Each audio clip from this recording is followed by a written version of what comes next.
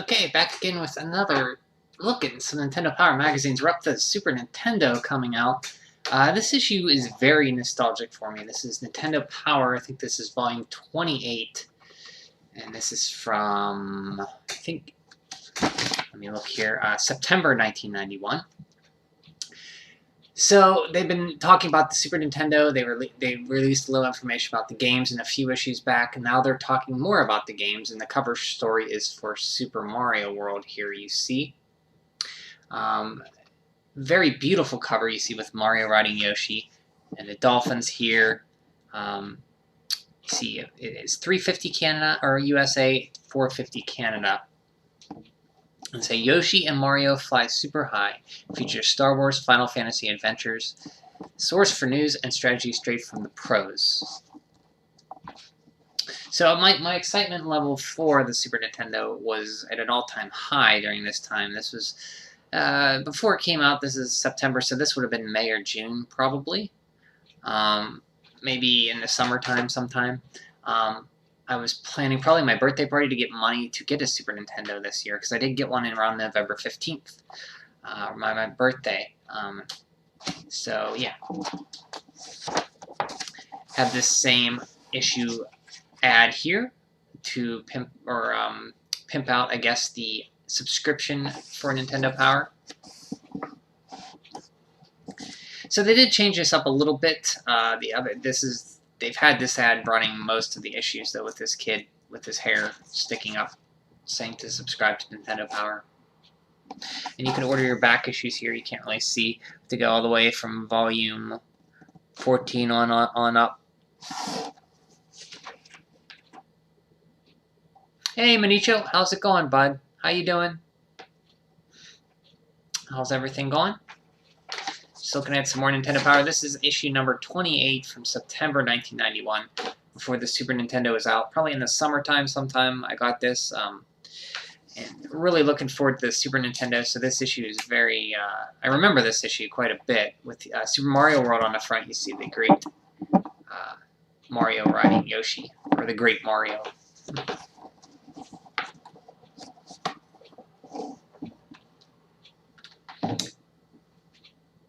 See here. So, this month you'll finally get an in-depth look at the Super NES game that we've all been impatiently waiting, Super Mario World. We've devoted 16 pages to the screenshots and descriptions of many new areas that you'll be able to explore in the huge new game, along with special techniques that will give you an edge over some of the offbeat enemies you'll meet there. The action starts on page 8. Dig in. NES feature for this issue is Super Smash TV, Worm, Kickmaster, and Star Wars. Worm and Kickmaster are very good. I think Kickmaster is developed by Kid, one of my favorite developers since I started playing through my NES games that I haven't played as a kid. Kickmaster and Worm were two of them I recently beat. Kickmaster is very fun. Good sprite work, and Kid also did G.I. Joes. I think I mentioned that before. And Smash TV I never played on NES. The Super NES Showcase department presents short takes on Castlevania 4, Final Fight, and Simcity. So really, really pumping up the hype for these games. Castlevania 4 especially, of course, is another installment in the saga of the Belmonts, but Final Fight is an all-new action game that features boxing brawlers, brawny types, mixing it up in the streets of America. See what enchanted graphics and sound can do for the street fighting, and computer buffs will be interested in seeing the Super NES version of SimCity. It's a good example of how varied the selection of games for the new system can be. This month's Game Boy lineup leads off with Final Fantasy Adventure. One of the best Game Boy games yet. According to early reports, reviewers have that it's very deep and has action similar to The Legend of Zelda for the NES. Another big NES hit coming for the Game Boy, Tecmo Bowl. Be sure to look at Players Pulse this month when you can asking for your Players Pulse contest prizes for May. So there you go. You're doing fine. The day was pretty cool until a half of your Ego Edoken battle, a Dragon Ball mobile game related creator called Gotcha Talks, passed away. Oh. COVID, huh? Got somebody else? That's too bad. Dragon Ball mobile game, huh? Yeah. COVID got a lot of people, that's for sure.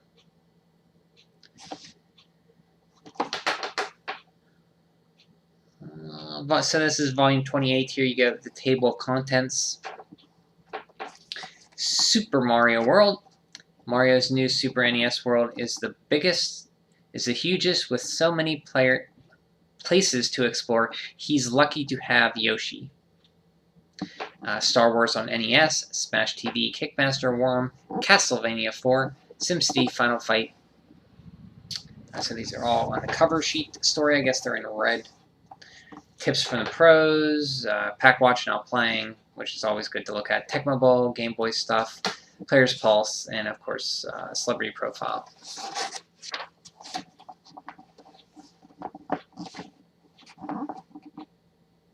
Players Pulse, the letters to Nintendo Power. Excuse me. Have to sit up a little bit so I can read these. Reading upside down is kind of difficult, so especially since it's getting darker and I need like a overhead light to see these a little better, so I'm kind of probably going to read these a little slower. Hey, Richard, how's it going? Yeah, Manisha's here. He stopped by. He actually beat you in. That's a first. How's it going, Richard? Looking at volume number 28 of Nintendo Power. This is for September 1991. They're looking at Super Mario World, Final Fight, Castlevania 4. It's a preview for the Super Nintendo. Getting my excitement as 11-year-old me. Very excited for this game, for the Super Nintendo. And you stopped in just in time. We're going over the letters, your favorite part, Richard. You gotta go. Sorry for your short stay. Please take care of yourself and have fun. You too, Manicho. Thanks for stopping in. Take care of yourself too. Always good to hear from you. And you're doing fine. Love the cover. Yeah, this cover's pretty good. Very, very good. Very good. So, just in time for the letters. We thought you'd like to hear some of the other readers' ideas sent in, so this month we're devoting Players Pulse to your suggestions. Tons of Toads. I think the new grand prize should be lightweight suits of Zitz, Pimple, and Rash, along with Battletoads games and some Battletoads comic books. That's Chance Gray from Pittsburgh, PA. Hey, my hometown, my town. We've passed your suggestions on to Trade West, Chance. They said they're hopping right to it. Nice, Nintendo. Mario's agent writes, Mario is still popular, but I thought he might like the publicity. So I thought that a good prize for the players' poll would be a life-size raccoon Mario made of Legos. John Ulis, Johnstown, that's where I was born. I was actually born in Johnstown, PA. So it's weird they have Pittsburgh, PA and Johnstown, PA letters next to each other. Two western PA cities, both steel cities before that industry moved. Not a bad idea. If we could only figure out how big the life-size Mario would be, 2 inches? Maybe 3? One tornado to go. I would like the grand prize to be an actual life-size simulation of SimCity. The winner should become the mayor of his own city, and natural disasters should devastate it. Brian and Byron Wang, Temple City. So I guess this is for prizes.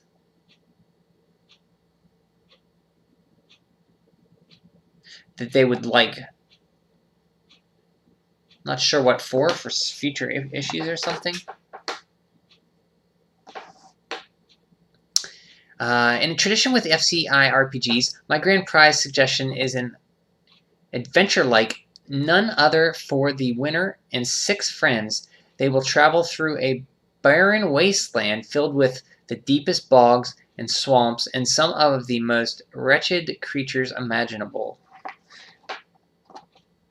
Then explore the deepest dungeons of the world, travel through disease-infested mazes, and encounter patrolling groups of the really, really nasty villains who they will face at the end for a grand finale. He'll possibly be either a powerful magic user or a huge barbarian or demon from the astral plane existence.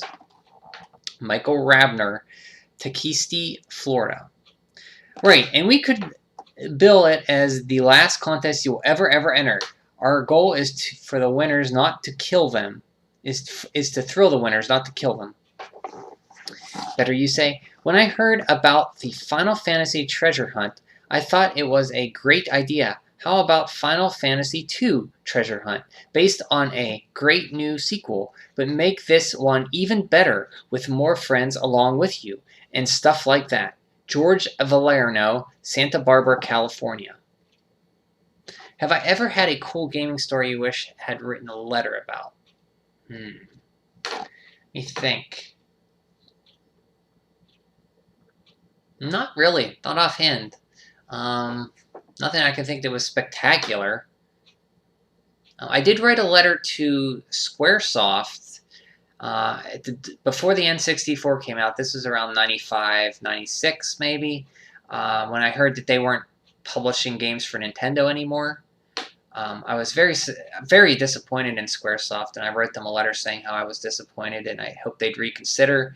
And if not, I wouldn't be buying any other games because I was dead set on the N64. But I think I did get on their mailing list from that because I did get a video for Final Fantasy VII for them, so it did end up kind of pushing the PlayStation. So I actually bought a PlayStation later because probably of that game and other games, so I don't think it quite worked.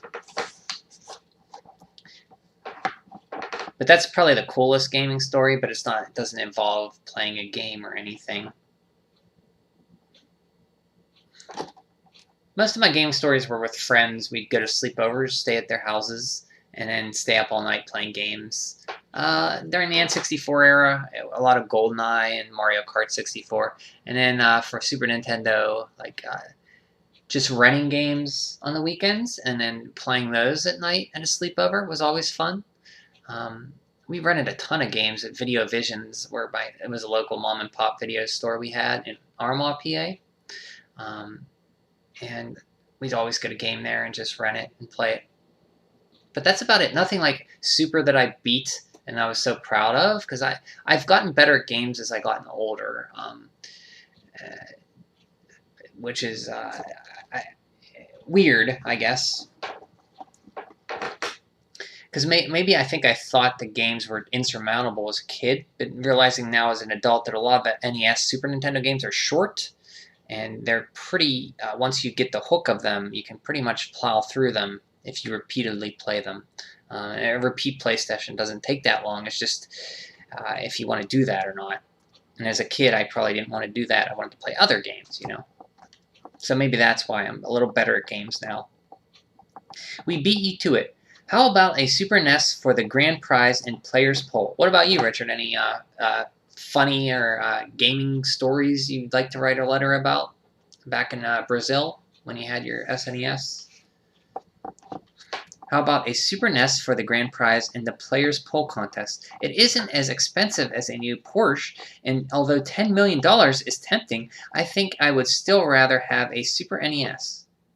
Back in 91, yeah, I didn't care about car. Yeah, I would have took a Super NES in 1991 instead of a Porsche. Who wants a Porsche when you're 11?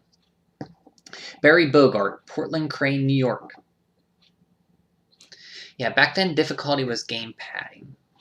Yeah, especially if it didn't have, if a game gave you limited continues, that was a big turnoff of me not beating the game. I guess I'm really persistent with games, so if a game gives me unlimited continues, I will keep throwing my head against it until I beat it eventually. Otherwise, some games I have. Oh, I guess one of the stories is I'd leave my game on running while I got to school or something. I probably did that, but that's probably the most neat thing I would have wrote about now that I mention it.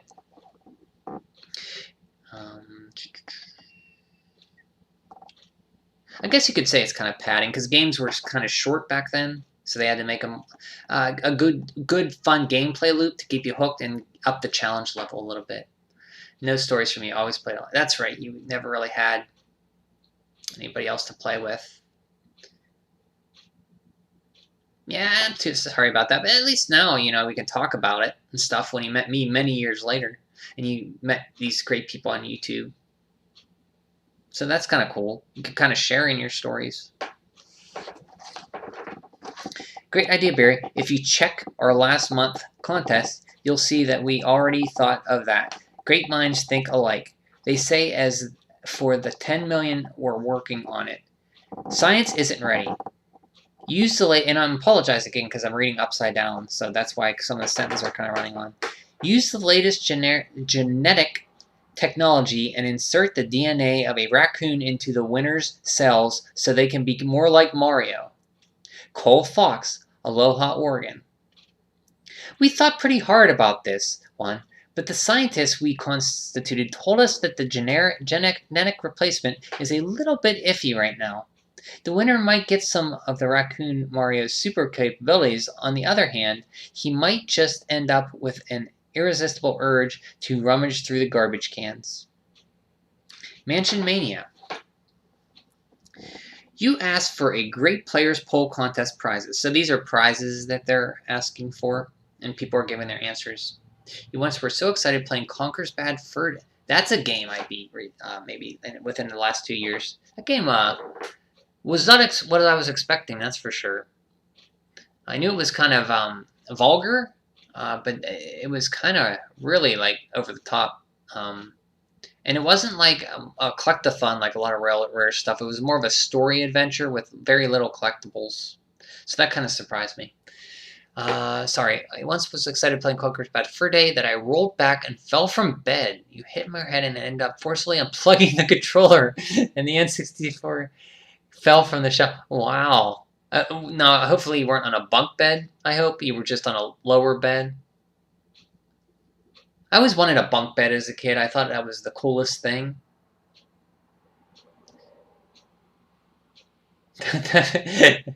So did you lose your progress on Conker? Oh no, just unplugged the controller. And it fell from the shelf. Well, hopefully, N64s are built with tank. Miraculously, me, the controller, and N64 were all right. Well, there you go. Yeah, they're built like tanks, N64s. Hey, Ninja!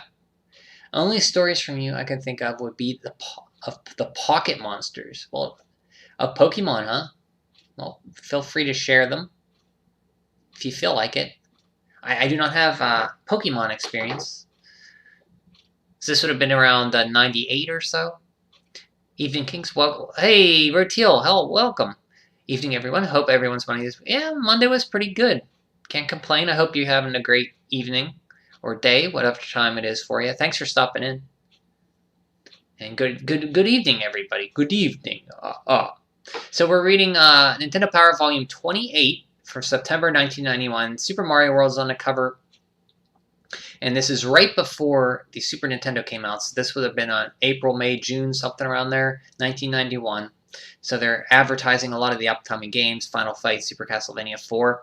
We're reading through letters for people. Nintendo Power asked people to suggest Players Pulse prizes. And that's what I'm reading right now. And Mansion Mania.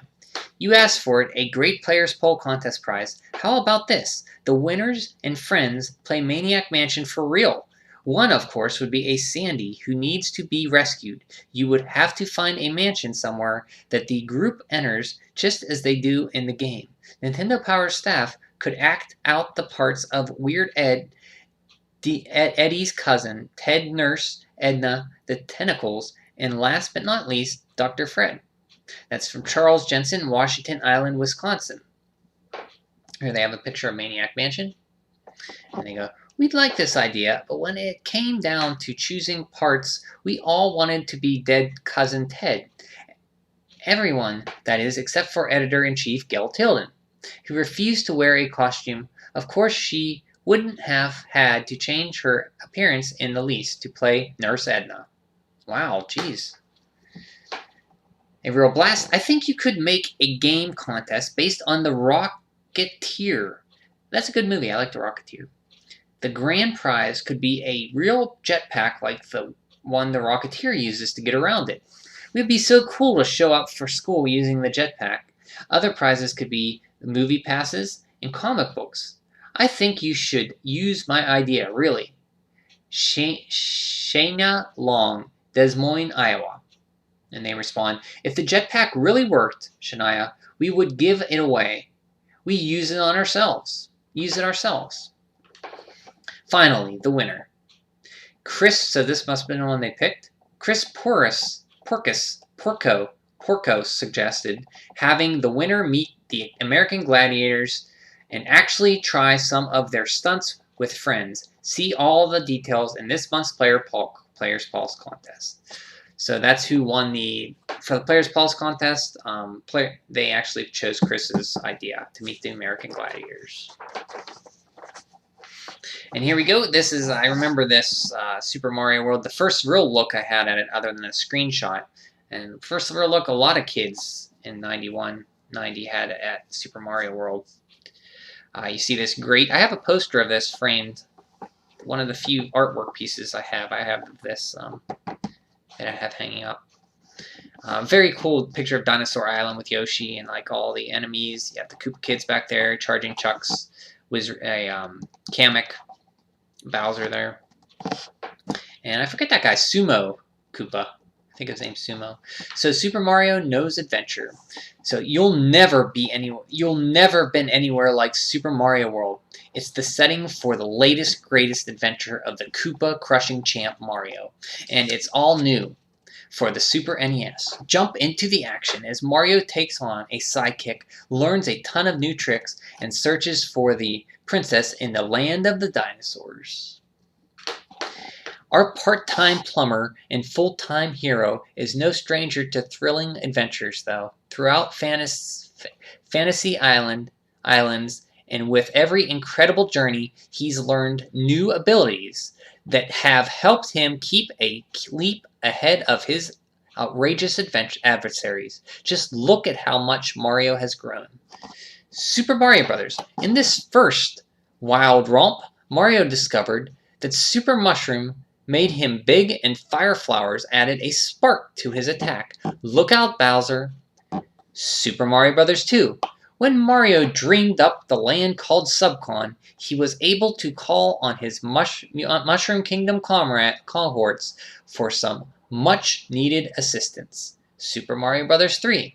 With a wardrobe of awesome suits, Mario was able to swim with speed, toss Hammer Brothers hammers, just for that one area, and then you get hit right after and lose it, and even fly in his amazing third journey. Yeah, so the Hammer Brothers suit I always was looking forward to getting, and I'd always get it, and then I'd always use it like once, and then I'd lose it right away.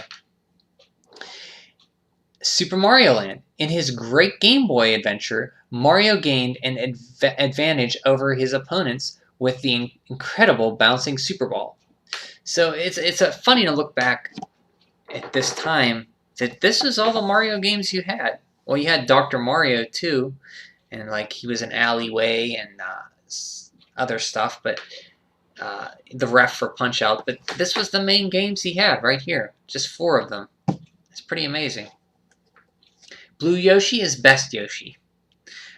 Do they have a Blue Yoshi? They do not have a Blue Yoshi on there. I have nothing against Blue Yoshi. He can fly everywhere. That's for sure. So here's the power-up tree. Super Mushroom, Fire Flower, Cape. With a steady diet of Super Mushrooms, and Fire Flowers, Mario has always been able to grow big and shoot fireballs. Now by touching... a yawn just came on. That was weird. Now by touching a mysterious cape feather, he can also take to the skies and drift slowly back down to the earth. The diagram on the right shows just what it takes to cause Mario's transformations. So you can go to Mario to Fire Flower, Fire Mario to Fire Mario. You got Super Mario to go to Fire Mario. So it's just basically what you get by taking the power-ups. And a star is born. Yoshi, Yoshi, Yoshi, Yoshi. Oh, there's Blue Yoshi right there. Yoshi has 3 special abilities that trigger when he swallows Koopa shells of certain colors. He also has 3 cousins who can come in those colors and carry on one of Yoshi's special traits whenever they swallow any of the shells. You'll discover them in the elusive Star World. Red Yoshi, when this crimson creature grabs the shell of a Koopa, he lets forth a 3-fired blast. Blue Yoshi, there you go, Richard. By biting down on a tasty turtle, this blue wonder will gain the ability to fly for a few seconds. Yellow Yoshi, when Yoshi's yellow cousin eats Koopa, he'll be able to shake and ground pound with super strong jumps. So those are Yoshi's cousins, they say. The Land of the Dinosaurs. I'm all for Blue Yoshi's supremacy. He probably is the best one in Super Mario World. Because he can just fly over everything. The Land of the Dinosaurs is... I do like Yellow Yoshi, though, just stomping on the ground. The Land of the Dinosaurs is crawling with Koopas, controlled creatures, who aim to keep Mario from... Excuse me again. Conquering King Bowser. Lucky for Mario, though, there's one dinosaur who'd like to see Bowser's beat just as much as he would. He's Yoshi, a rollicking reptile with an appetite for menacing meanies. He'll carry Mario through some tight jams, but he'll run for the hills if enemies bite back. They also allows you to jump off of him and save yourself if you're falling down a pit. Okay, it didn't say that. I just added that part to it. It wasn't that mean. The long tongue of the bottomless stomach of a Mario's new dinosaur buddy, Yoshi, helps him clear the area's Koopas and creatures. He'll also demonstrate special abilities when he eats certain shells. If Yoshi downs 10 red apples, he'll lay an egg that reveals a super mushroom. 2 pink apples produces a bonus coin when eaten, and a green apple is good for 20 extra seconds on the timer. See, I did not know that. I knew you could eat them, but I did not know which ones did what. Poor Yoshi doesn't know how much he will suffer at my hands. Hey, I had to do it or I would have died. You didn't want me to die? It was him or me. I had to. Sumo Brothers. So that's what they're called. Koopa Creatures. There's a new cast of crazy creatures that make Mario's mission a real challenge. Some have special powers, others just pop out and try to take Mario by surprise. You'll have to think of fast to outmove these eager antagonists. Sumo Brothers, pretty awesome. Rexes, Magic Koopas, I called them Kamek, but they're Magic Koopas. Thwomps, Charging Chucks. Charging Chucks are pretty cool. Bob-ombs, Wigglers, Koopas. There's a stepping on them, and they shoot out of their shell with their little white beavers on. Mini Rhinos, Goombas, Dino Rhinos, Super Koopas, Monty Moles, Pumpkin Plants, Rip Van Fish, Porky Puffers, Dolphins, the Big Boo, Boo Buddies, and Eries are the little ghosts. Insert Brian murdering Yoshi joke here. Yes, I know. I feel it's habit. I don't like it, but it's just habit from as a kid, doing that. I just instinctively press A and up to jump off. Even if I fall in a pit, I find myself doing that in Super Mario World. It's hard to break, that's for sure. I'm sorry. I don't feel good about it. We all have our vices. So here's the map. The first time we saw the map of Dinosaur Land, Vanilla Dome, Donut Plains, Yoshi's Island, where you start, Twin Bridges, Forest of Illusion, Valley of Bowser, and Chocolate Island. So I'm going to ask Ninja, Richard, Rotiel, what's your favorite land in Super Mario World? Mine's probably Forest of Illusion, just for the music. Probably.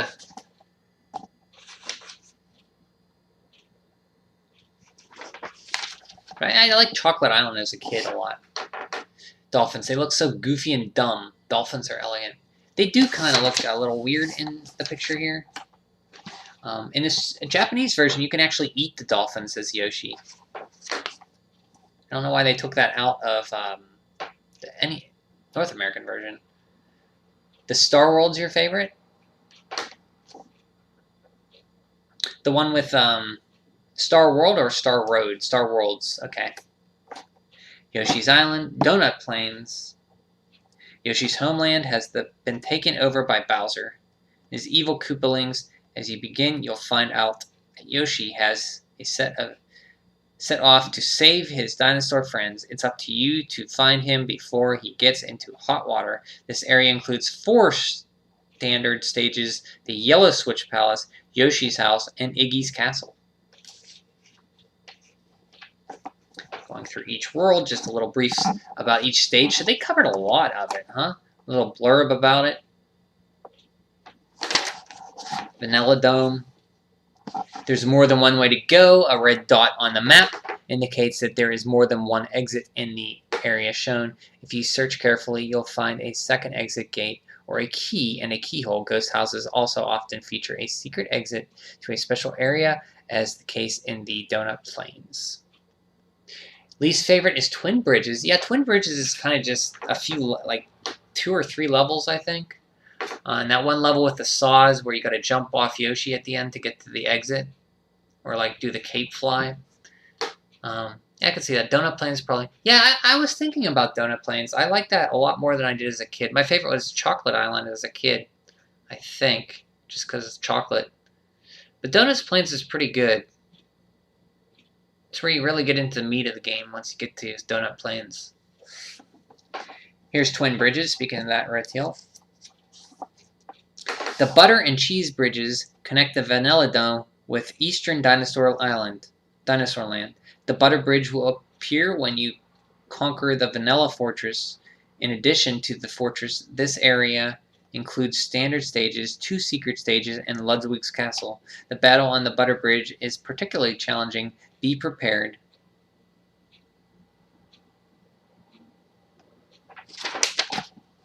Forest of Illusion. Chocolate Island. So they went through every stage, huh? They really spoiled a lot of stuff here. Valley of Bowser. Star World. Warp through the Star World. The 5-star roads are spread throughout Dinosaur Land. Once you have connected the points, you'll be able to quickly and easily make your way from one area of the land to the other. It works well as a warp-like shortcut when you're an advanced player. When you complete Star World 5, the most challenging Star World, you'll be able to take off from the center of the star to a group of stages connected, known as Special World. Special strategies. To switch or not to switch. Come and go as you please. 1-up loops. Quick power-ups. Midpoint maneuvers. Yoshi power.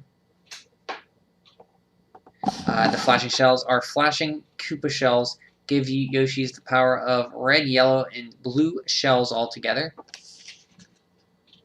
Special rarities. Gray P-switches. Power balloons. Bonus game.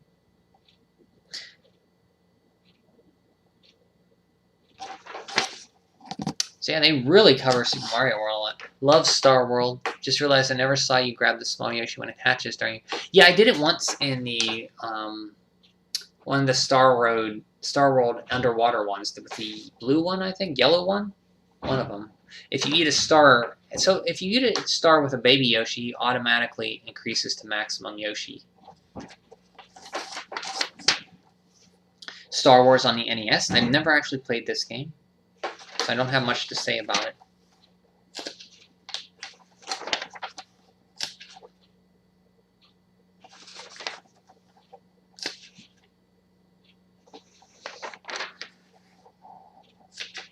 Please stop me if you want to see more about. Excuse me, I'm yawning. I don't know Well, I'm not that tired. So if you want to see more or you have something to say about these games, let me know. Smash TV I never played. I know you can play this with 2 controllers.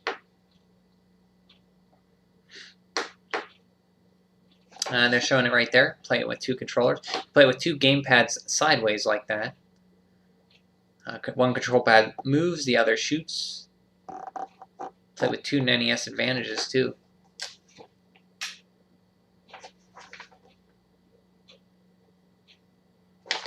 It's a 2-player game too, I believe. Yeah.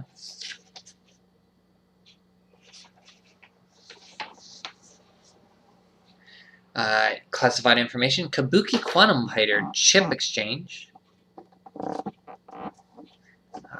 Thunderbirds, never played this. Romance of the Ancient China. Battle Kings of Ancient China. Never played that or heard of that. Jackie Chan's Action Kung Fu. That's a fun game. Stage Select. Adventures of Level 2. Kickle Cubicle. It's a fun game. Dracula's Curse. Bonus Belmonts. You type help me and you get 10 extra guys. Mega Man 3 Super Jump. I remember this with the second controller. You had to hit left or right or something when you fell off a pit. Press and hold the right on the controller 2 and press A on controller 1 to send Mega Man soaring when you fall off a pit. That's a weird save. And you'd have to keep controller 2 handy, and every time you fall off a pit, you'd have to do that. Adventure Island 2, World Select. Adventure Island 2 is a fun game. I like it better than the first one. Here we go, Kickmaster. This is a great game. You love Jackie Chan, his international treasure. I don't think I've ever seen a Jackie Chan movie. I think I saw, like, the one with Chris Tucker, and that's about it. But I do like Jackie Chan's Action Kung Fu.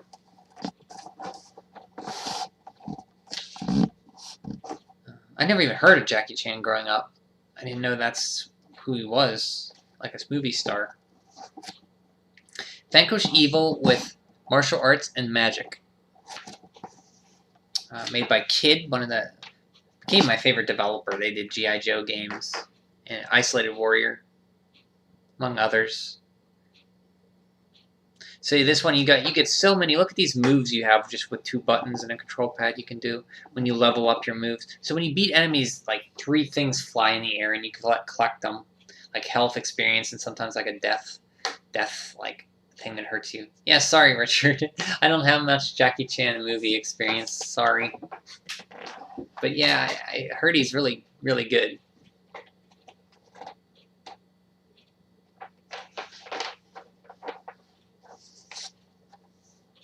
The quest begins.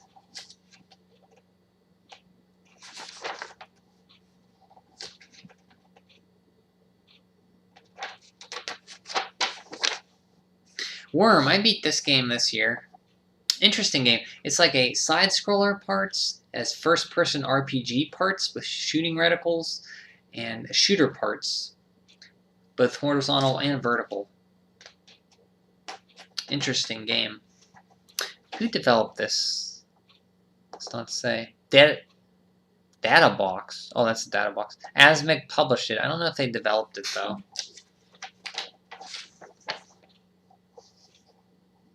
Game Boy Special, Final Fantasy Adventure. Monster had this game, I think, growing up. It is on the Switch and the Mana Collection, if you want to play it. Marble Madness. I never played the Game Boy version. So a very advanced Game Boy game. One of the better Game Boy games. Final Fantasy Adventure, you see they have a huge spread about it. So the fantasy continues. This popular fantasy game series keeps getting better with every exciting sequel. Final Fantasy NES, Final Fantasy Legend, Final Fantasy Legend 2.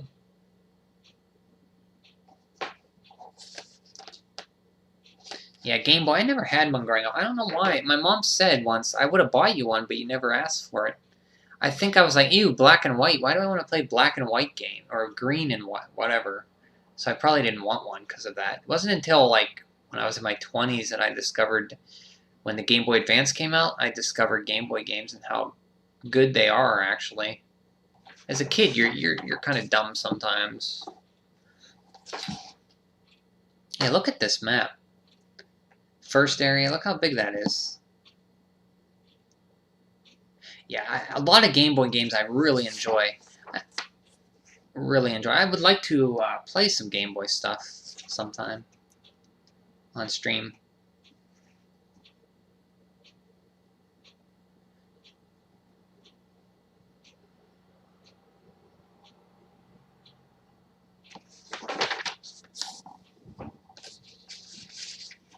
Never played an original Game Boy, though. Always played on an SP or something else. Game Boy Advance SP.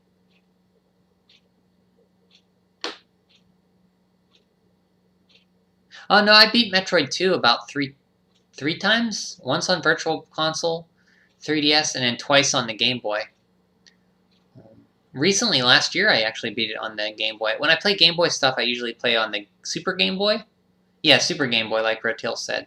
That's how I usually play stuff on Game Boy. Because I always play... I do have a SP, but I prefer to play it on the TV or something.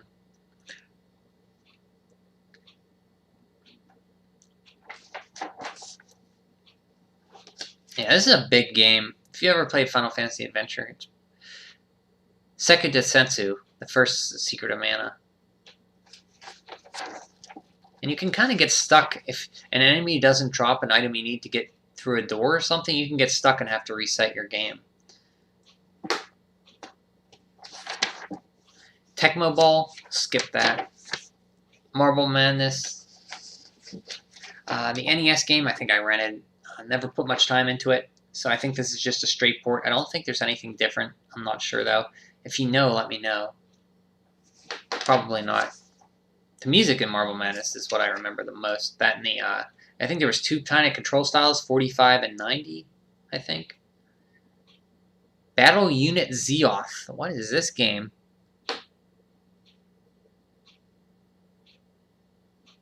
Huh. Now playing, you see you had Aerostar, Final Fantasy Adventure, Marble Madness, Nick Faldo's Championship Golf, Tecmo Bowl, and Tracks from Hell. So the winner here looks like Final Fantasy Adventure has the best ratings. Lowest is the 3.6 for play control. And here's the Game Boy top 10. Super Mario Land again and TMNT is these two have been like in the top 3 forever. Dr. Mario pulling up, F1 Race, Final Fantasy Legend, Tetris, Operation C, WWF Superstar, Dr. Mega Man, and Dr. Wily's Revenge, The Hunt for Red October. Coming soon. Here we go. Here we go, Richard. Metroid 2 for the Game Boy should be out by the end of the year. From Nintendo, fans of the NES version of Metroid have been asking for a sequel to the classic for years, and now they are going to get it for the compact video game system. While the game is still in development, it looks like it will be even larger than the original, with more places to explore and more super gadgets to collect. Here's an early look. There's an early screenshot of Metroid 2. Samus running.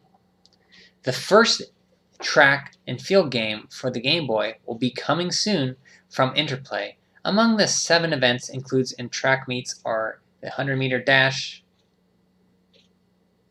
and the pole vault, the long jump, and another one to look out for is Shadow of the Ninja, an excellent Game Boy adaptation of the NES thriller. This version includes new settings and new enemies along with the same great gameplay control and same cool acrobatic moves. So that game did come out, but it came out as Ninja Gaiden Shadow, which is a very fun game. It's basically Shadow of the Ninja on Game Boy, but they renamed it Ninja Gaiden Shadow. How? Like, how did I play Game Boy games, Richard? Just on a Super Game Boy or my Game Boy Advance when I got one in the 2000s, early 2000s. I never played an original Game Boy. I don't think, or maybe for 5 minutes, probably, but not enough to remember playing it a lot. Hey, Lemon, how's it going today, or this evening for you? Which one is Which one do I like better? Metroid or Metroid 2? They're kind of different, but in little ways. Like Metroid 2 is more pushes you along. Which one? I'd play Metroid 2 over Metroid right now because I just played Metroid. But probably I'm going to answer your question kind of a tricky way and say whichever one I'm playing at the time is the one I like better. Because it's hard to pick between those two. I like them both.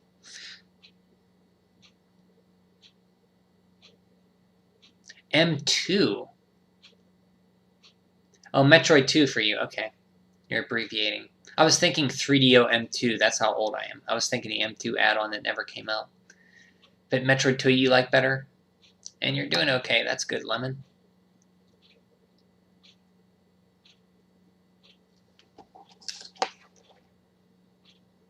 Parker Brothers looks to transaction S version.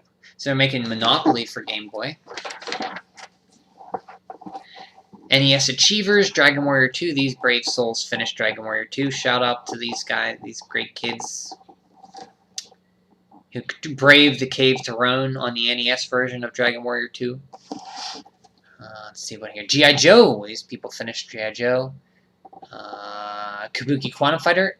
One kid finished Kabuki Quantum Fighter, and that is Frank Ciprone from Philadelphia, Pennsylvania. Congratulations, Frank.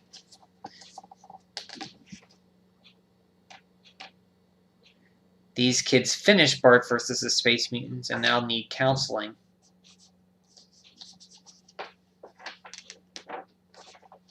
Silver Surfer, where do you... Yeah, right here. Finished Silver Surfer. I've never played it. I've heard it's very tough. My shooter experience is not that great. I think the only one I've beaten on NES was Legendary Wings and Burai Fighter, as well as Super Spy Hunter. An idiot shot a shock here because he didn't want to wear it. Whoa. In Germany? And are you in? You're not in Frankfurt, are you? Or is that? I'm thinking of somebody else who's in Frankfurt. It might be Hacky Madman, or it's oh, there's another gentleman from around there. You're in Frankfurt? Okay, that's terrible. I thought Germany had a strict anti-gun law. That it was hard to get guns over there. Could be mistaken, though. Metroid 2 is better than Metroid NES, so Ninja likes Metroid 2 better. You're close to Frankfurt. Okay. Well, that's something I'm used to hearing about in the U.S., not overseas in Europe. Because I thought you guys had stricter gun policies.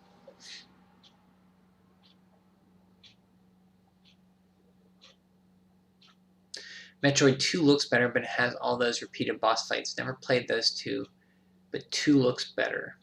Well, you saw me play 1. 2, you've played Samus Returns, so you have an idea of what 2's like. Richard, you just recently played Samus Returns and beat it. You flew through that. And you saw me play 1. You have to play Trial Zero mission if you get a chance. We have, but there's a lot of weapon enters and less anti-mask people and so on. Okay.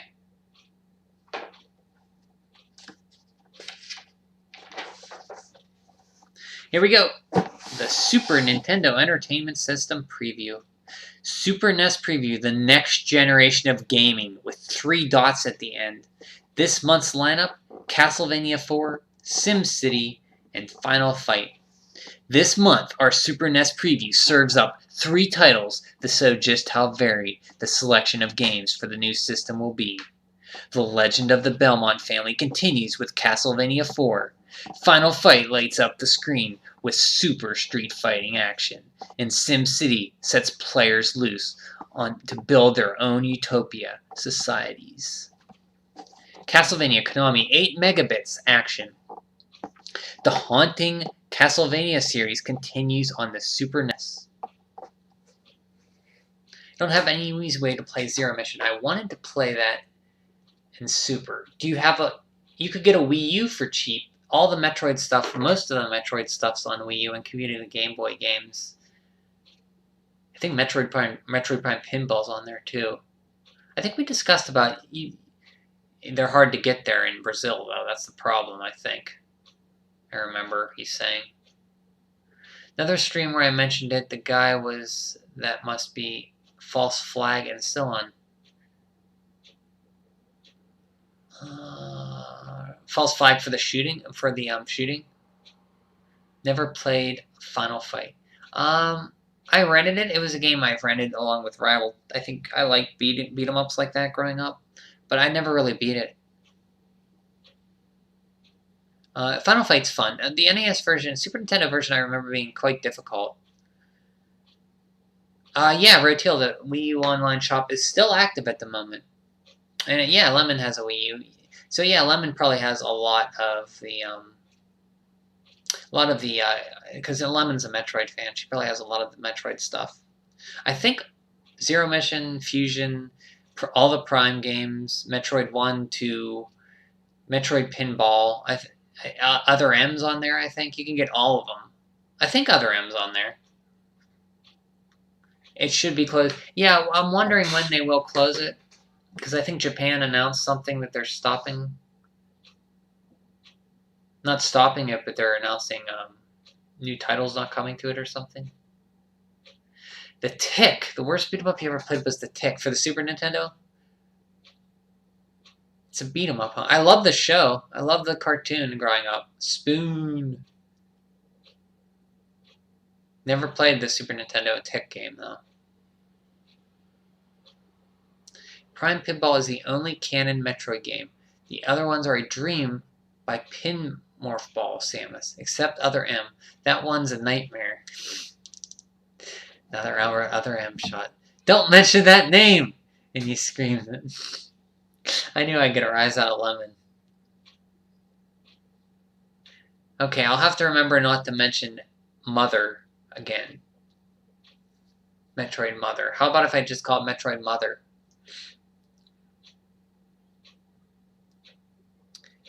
If it's on Wii, you can play it on the Wii U. So, oh yeah, that's true. Any game on Wii is backwards compatible with Wii U. Wii U games are backwards compatible. You can play on Wii U.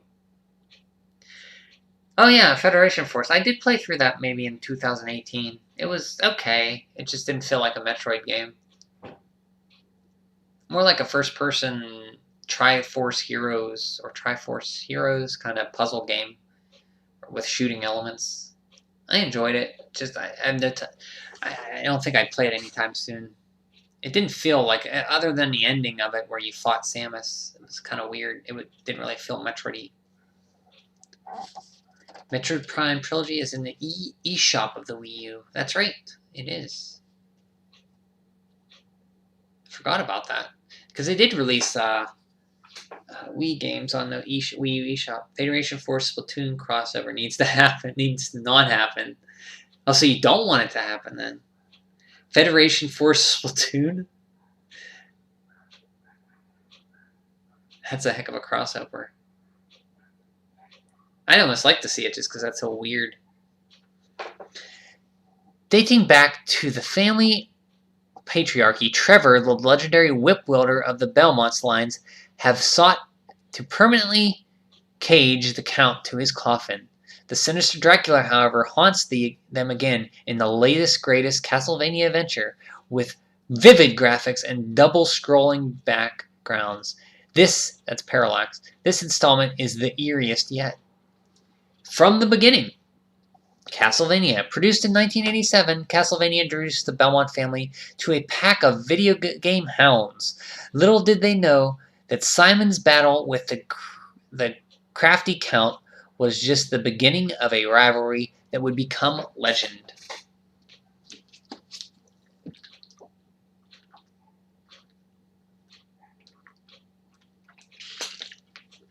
Sorry, had to drink.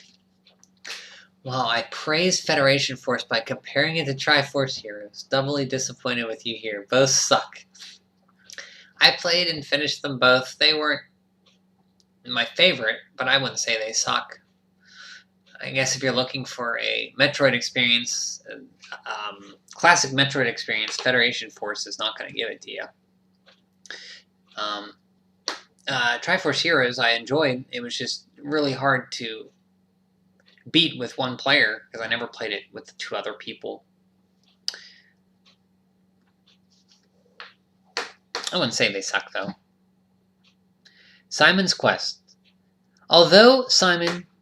4 Swords... Oh yeah, 4 Swords on GameCube I really liked, too. I did enjoy that. I never played that with anybody, either. I would like to play Four Swords with 2 people. That'd be pretty cool. Triforce Heroes is a poor man's... Yeah, you said that before. A poor man's 4 Swords. Well, 4 Swords is... I like 4 Swords better than Triforce Heroes. That's true.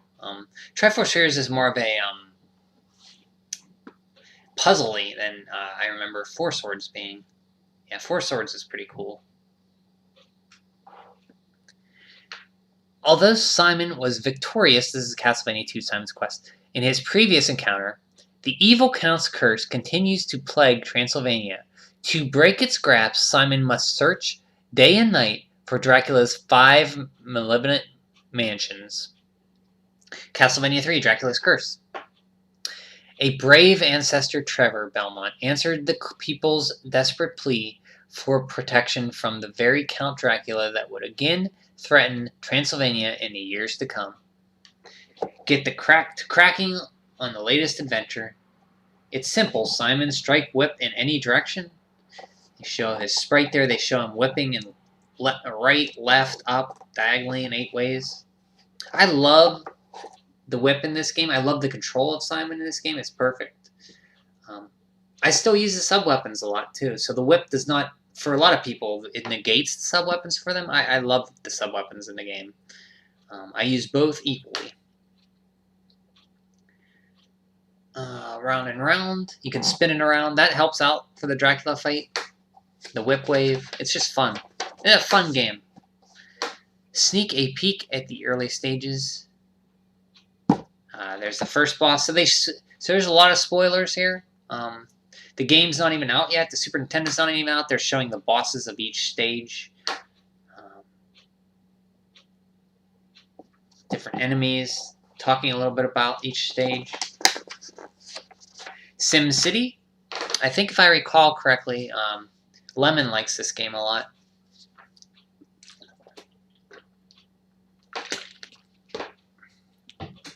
I got this with my Super Nintendo. I never put a lot of time into it. I do remember making my roads railroad tracks, though, so it would cut down on pollution. Dracula likes some real estate. Let's see.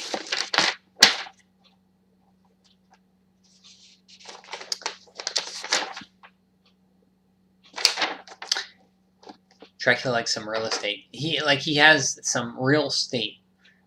Yeah, he has Castlevania 4 has... I like it. It feels like a real journey. From outside, you begin your whole journey to the castle. The power of generations is yours. SimCity is a simulated city. A city that exists inside the computer's circuits of the Super NES. The super resolution of the system meant that the power plant, roads, airports, parks, and skyscrapers almost 3D.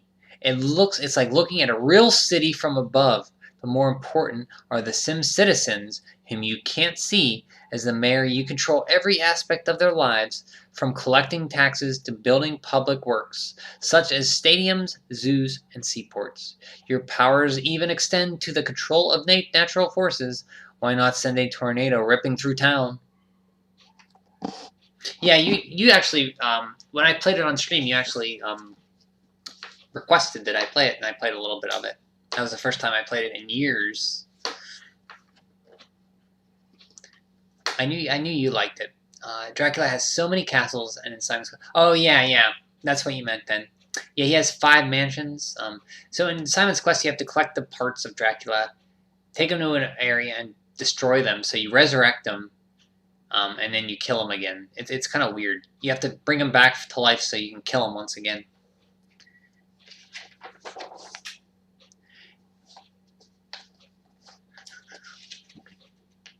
Final Fight. This is one you never played. Did you say you never played this one? No, it was Lemon, I think you said she never played this Final Fight. Yeah, it's fun. The graphics were great. Like, seeing these sprites from... So this is... Before the Super Nintendo was out, to see sprites like this, you'd have to play an arcade game. At least I would have had to have seen these. I never seen sprites and graphics as detailed as these. Because I was so used to NES. And to see these big sprites, like for Castlevania 4, and for, Final Fight. And another game, ActRaiser, which they may talk about, I don't know in this one, but maybe in another issue. It was just amazing. And I remember seeing this with him hitting him with a 2x4 and thinking that was pretty cool. Hitting Andre. So he plays Cody or Hagar. They got cut out Guy, though.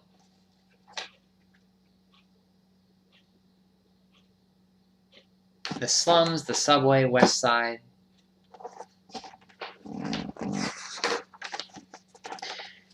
We have now playing September 1991 for the NES. We have Eliminator Boat Duel.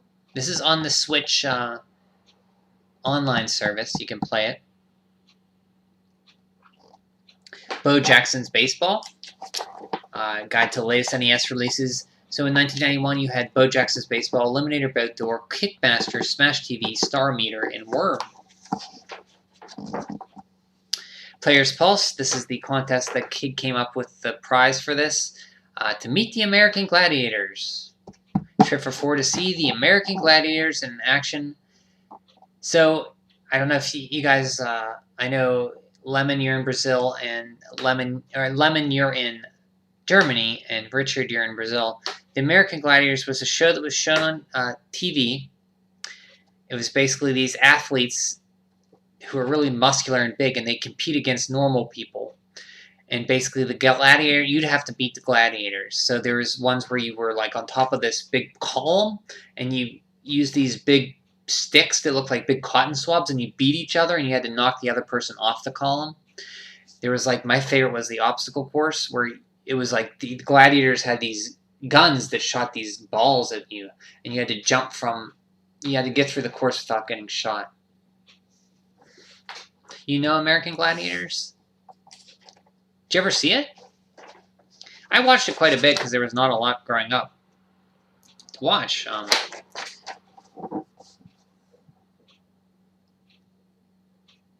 Or not, I should say, not a lot to do when I was done with. I had video games. I could go outside and play in the woods, and then I had TV. Star Tropics. How do I reach Geyser in Hermit's Mountain? The geyser in Hermit's Mountain. This is the toughest part in the game, I think. There was a part here when I played it recently. I couldn't find out where to go. I had to look it up. There, you had to like go through an area in the wall. How do I get past the big bully's room? Here's Legacy of the Wizard. This game's fantastic. It's like a Metroid platformer with puzzles. It's very, very good.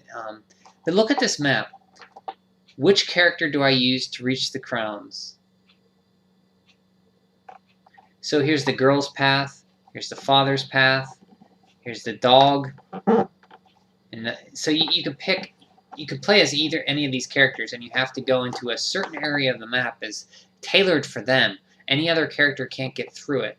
So you have to know who to use, and then you get a crown. You get all 4 crowns, and the son is the hero. He can then use the sword to beat the dragon. The music's on it. It's awesome. You watch it would be too much. Well, I used to watch it. Like sit down as a kid and watch it with commercials and all. Yeah, it was okay. I haven't seen it since. Star Tropics was difficult for me as a child. Now I love it. Yeah, I like Star Tropics 2 a lot. I like Star Tropics 1 and 2. I was actually thinking about replaying 2 as well. We'll probably never get another Star Tropics, though, unfortunately. I mean, maybe Nintendo will bring it back. It was a tough game. I rented it as a kid. I didn't beat it until many years later, 2018 maybe. Counselors are becoming less 80s and more boring mainstream. Well, this guy still has a mullet. This guy has a nice 80s hairdo.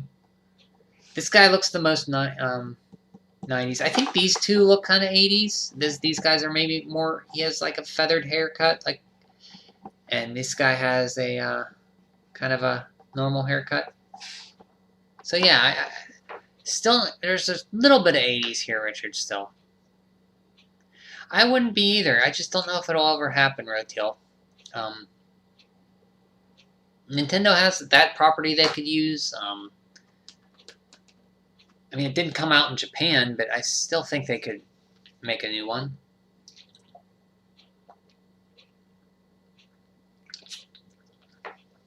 I would like that too. So here we go. Counselor's Corner profiles. Matt Alderman. Hobbies: martial arts, sports, drawing, and video gaming. Best NES accomplishment: first gameplay counselor to finish Little Nemo the Dream Master. Favorite NES game: Crystalis and Mega Man. Jerry Hicks. Hobbies: playing video games, music, horseback riding, computers. Favorite NES game: Crystalis. So these two love Crystalis. Roger Harrison.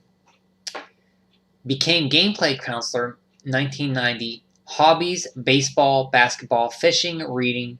Best NES accomplishment: finish Blaster Master without losing a life. Wow, that's pretty impressive. Favorite NES game: Baseball Stars. Yeah, he looks like the guy who would like Baseball Stars. Brian Downey became gameplay counselor May 1990. Hobbies: reading, snacking, movies. Best NES accomplishment: finished Mega Man 3 with one man.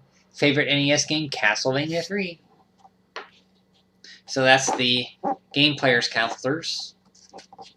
You call up and they give you tips. That's who you were talking to. It was cool watching you fight for independence against the Brit aliens in Star Trek. Yeah, so Richard, when I played it, he thought that it was a, well, it might have been.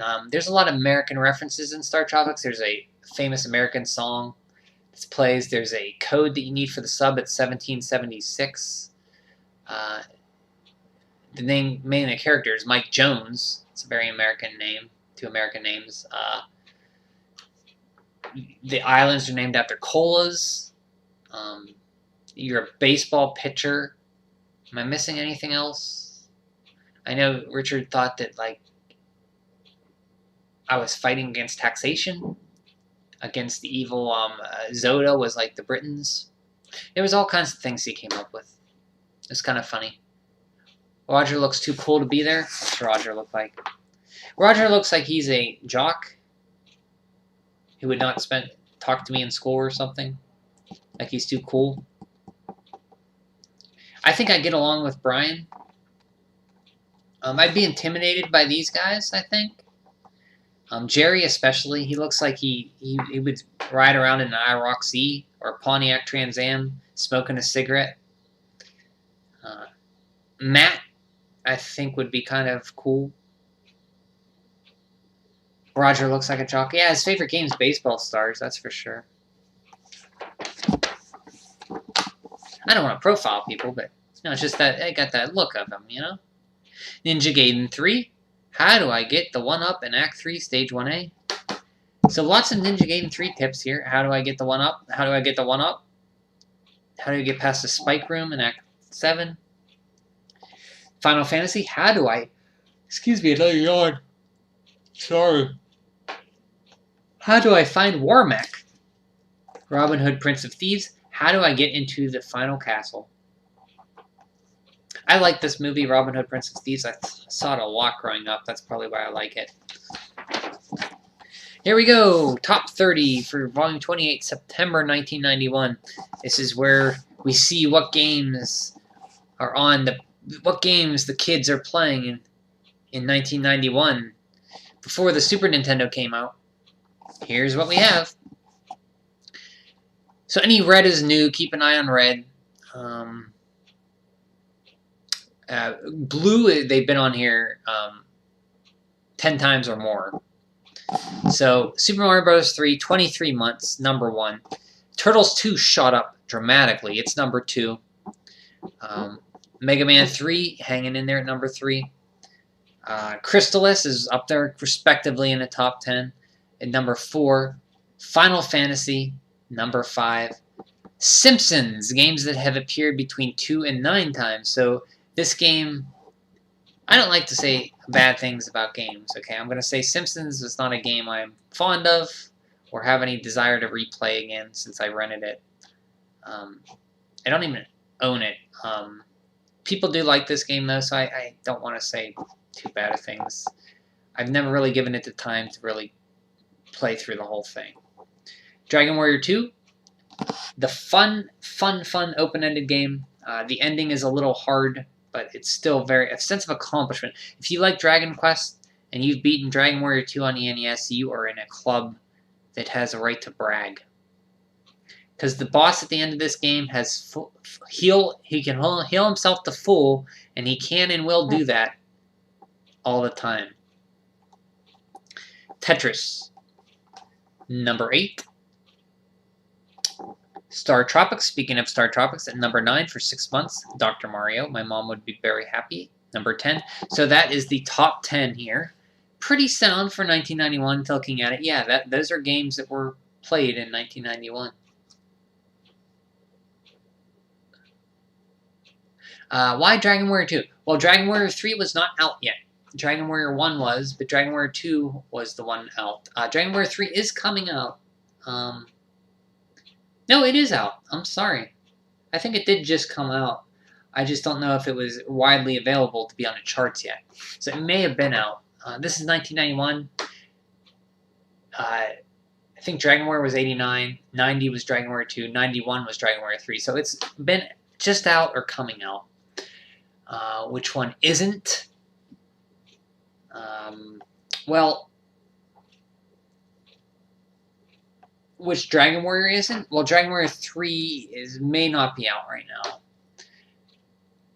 I know it came out in 91, I think. The Simpsons game for SNES, Game Boy, and NES were all way too difficult. I've never played those. I think I played a little bit of Virtual Bart. Bart's Nightmare it was. I never played the Game Boy ones. I played Space Mutants. I remember being hard. So I don't want to say, oh, it's terrible, because I haven't put a lot of time into it. But I did not like it when I played. Simpsons Beat 'em Up Arcade and Simpsons Hit and Run are all considered the only good Simpsons. The arcade game's fun. I like it. I remember playing that. Hit and Run is that like a Grand Theft Auto where you play through Springfield? Is that what that game is like? Or am I getting that mixed up with something else? Because there's a Crazy Taxi-like Simpsons game, I think. Maybe that's Road Rage, right? I've never played those. So you think Dragon Quest II is the worst Dragon Quest? That's fair. I think a lot of people have that opinion. I like it the more I play it. I just think the ending on the NES version is a little too difficult. But I still enjoy Dragon Quest II.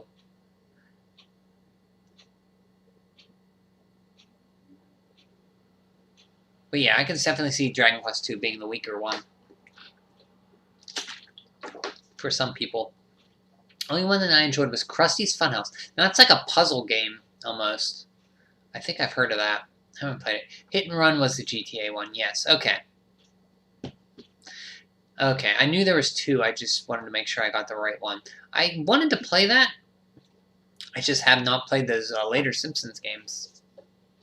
Zelda 2. So Richard has a cacophony. Is that the word? Cacophony of emotes here for Zelda 2. I didn't even get to Zelda 2, and Richard is looking down to insult it. That's how much he hates Zelda 2. He has a guy rolling his eyes, a guy with shifty eyes, a guy about to throw up twice, 4 or 5 guys throwing up. That's how much Richard loves Zelda 2. Not one emote, but tons of emotes showing his distaste. So it's like a guy is thinking about it, rolling his eyes, he starts to vomit, and then vomits profusely after thinking about Zelda 2. I think that's what Richard was trying to get across. You have Hit and Run, really? Do you like it too?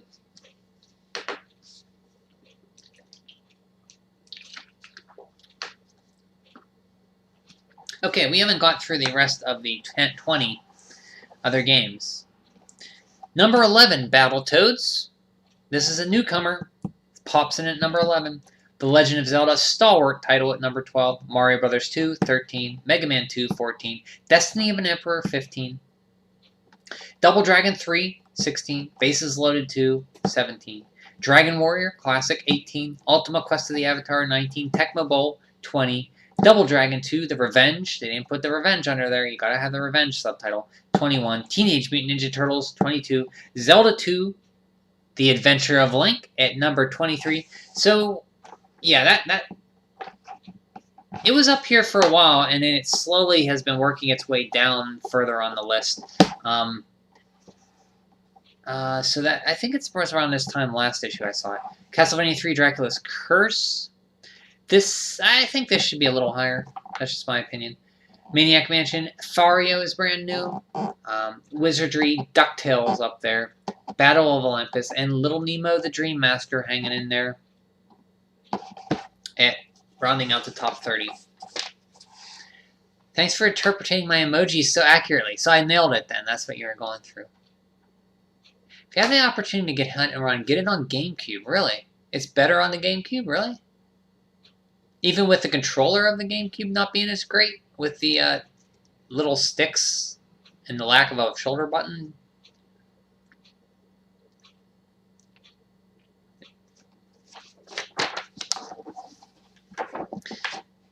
So, celebrity profile. We're talking about, let's see, Bart Simpson.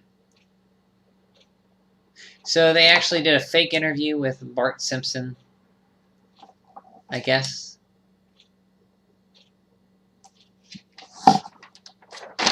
Simpsons, this is 1991, so Simpsons were really, really popular.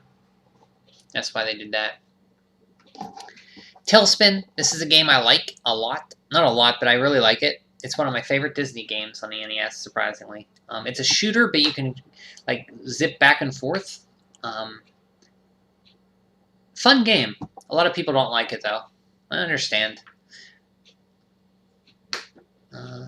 It's another good, not my favorite, but it's another good, I should say, Capcom Disney game.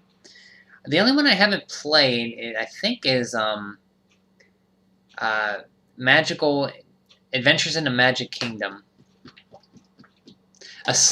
Finally, a celebrity I relate to. Bart Simpson. Yeah, the other celebrities, unless you were watching American TV, you wouldn't know them. American TV sitcoms. You know the TV show Tailspin? Yeah. I never watched a lot of Tailspin. I watched more DuckTales and I think Chip and Dale. Tom and Jerry. I think I played this a little bit on stream. I couldn't quite get into it. It was hard to tell where to jump. This NES action game from High Tech Expressions captures the flavor of the classic Tom and Jerry's cartoon by giving Minnie Mouse Jerry tons of chance characters. Not only does he have a lot of cool moves, but the game gives him other animations depending on the situation. The Addams Family. This is a fun platformer. It's also on the Super Nintendo. Pretty decent. I think Soulfire really likes this game on the Super Nintendo. I think. I could be mistaken that. Maybe that was you, Richard, who liked it. I forget. Either you or Soulfire who liked Addams Family. The Flintstones.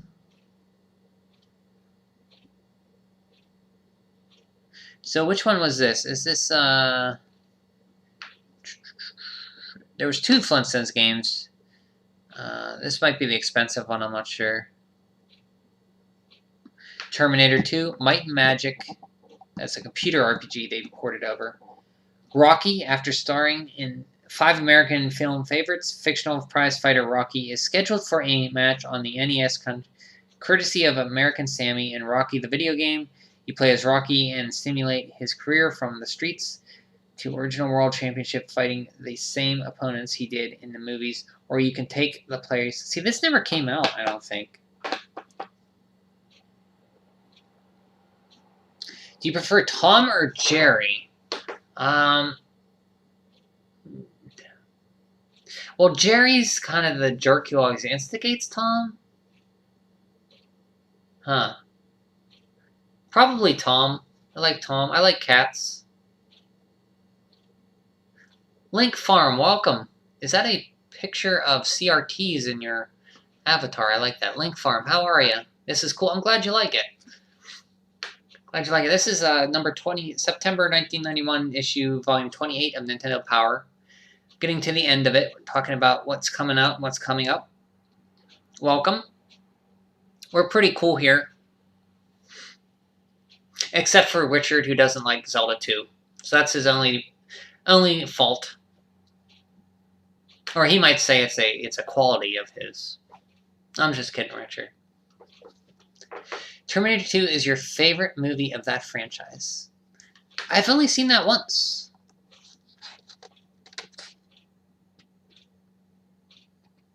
So what else do we have? TMNT 3. This is my favorite of the the two beat 'em ups. It has more variety than 2.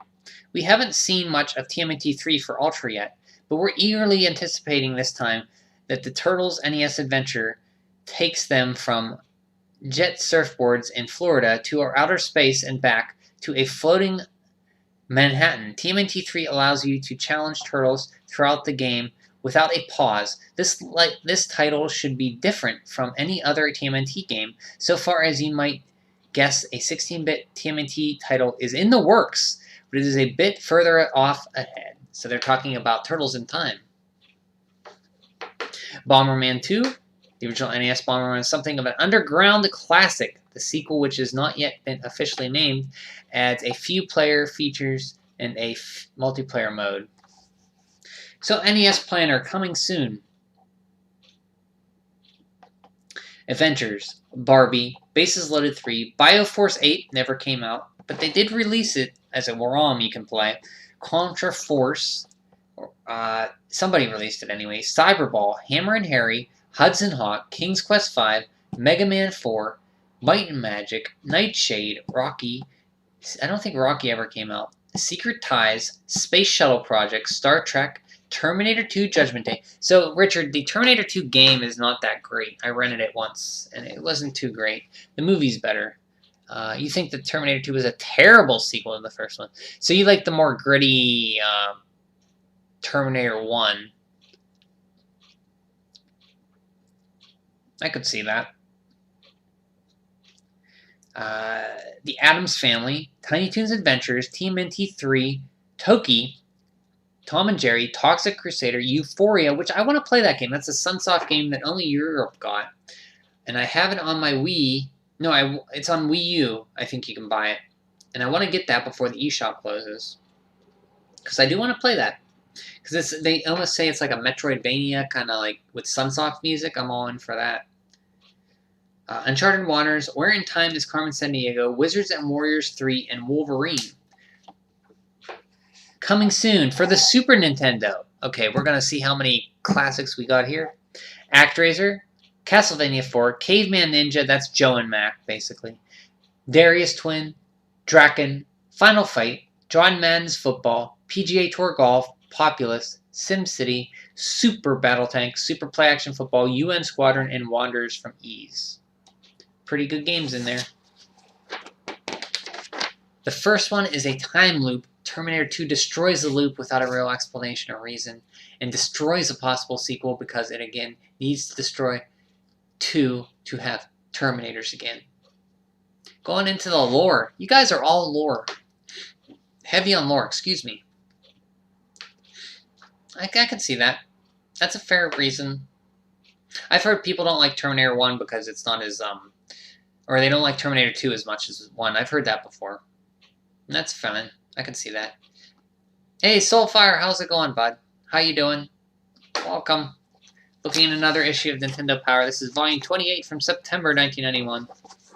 Got Super Mario World on the front.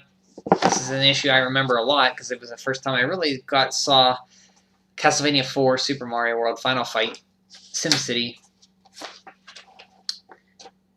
Darius Twin, Super Rumors. We have Super Adventure Island. Game has a killer soundtrack by Yuzo Koshiro.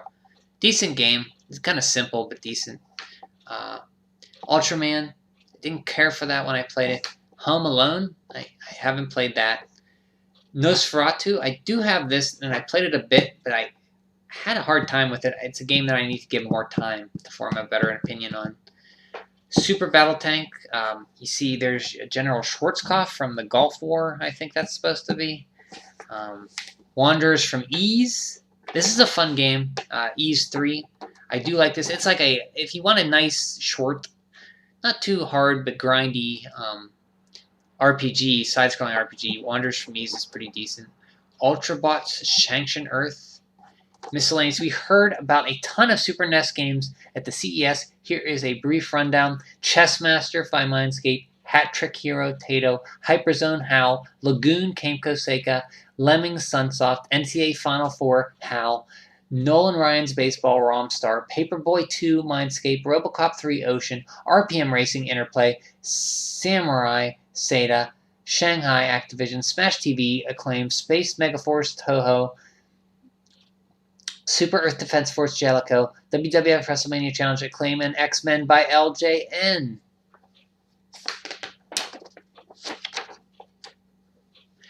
So it destroys the irony because they never realize that they are in a time loop in the first one. So we hit off a...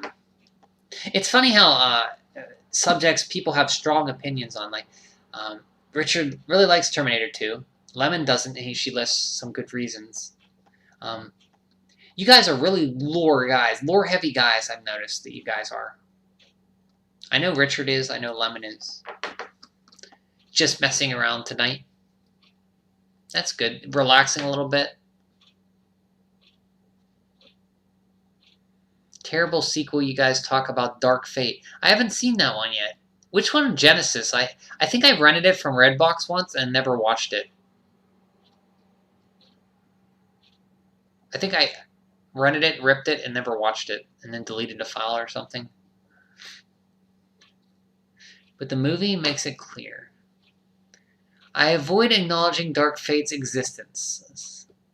So I thought Dark Fate was the okay one, and Genesis was the bad one. That's what I heard.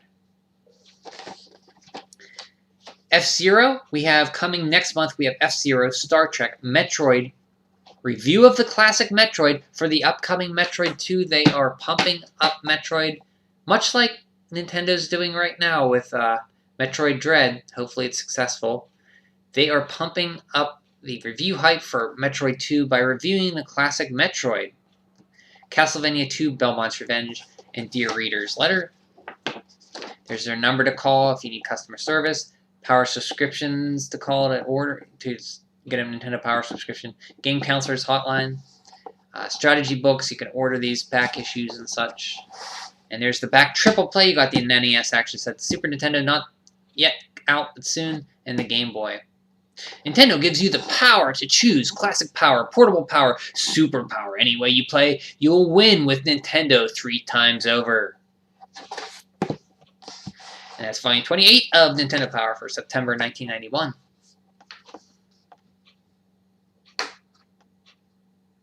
I thought both were bad. So you've seen both of them. I don't think Genesis were that bad. It's watchable. Okay. To be honest, I started ignoring them after 2. Genesis was better, but that's not really saying much. I always heard that Dark Fate was the better one. Which one has Sarah Connor coming back?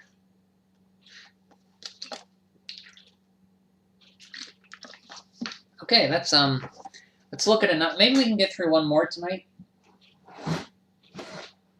And then that'll be it.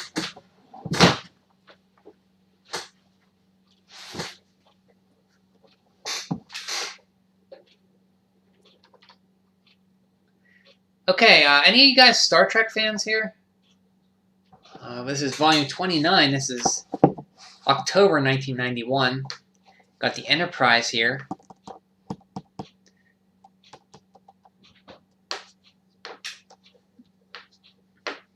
Salvation. You like Salvation the best, huh? I think I saw that. That was the one with, Good for You. What's that guy's name? The actor. The guy who gains a lot of weight, loses a lot of weight for his roles. He was in The Machinist, and he played Dick Cheney. What was his name? Christian Bale. Salvation had Christian Bale, right? Me. Oh, you like Star Trek. Beautiful ship. So I've only ever seen, and that's recently. I used to catch an episode growing up, never watched it all the way through. But I started watching Next Generation maybe 2 years ago, and I got up season 3, I think, and I enjoyed what I watched. I've never seen the original series, so I think this is the original Enterprise. I don't know what letter this is. Beautiful ship. So Lemon can maybe help with my Star Trek questions. I think Salvation could have been cool had they gone with the original ending.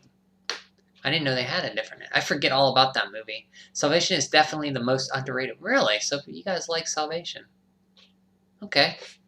I remember seeing it. I think it was in it had Christian Bale, right? Don't apologize. Think for a minute in your life. In your life. Minute, I guess you meant? What was I apologizing for? I forget.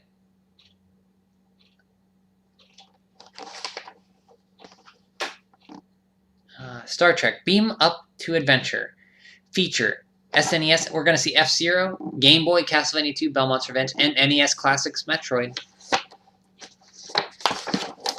Here we go. We have the same ad with that kid that's excited to get a subscription to Nintendo Power. Right there. We're including something new. This month, a review of all-time classic space game. They call it space game. Metroid. Ever since they first battled, the insidious Mother Brain players have been clamoring for a sequel. Next month, they'll get it. We could think of no better way to introduce it than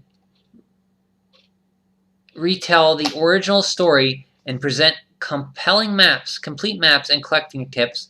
Finally, Samus Aran returns.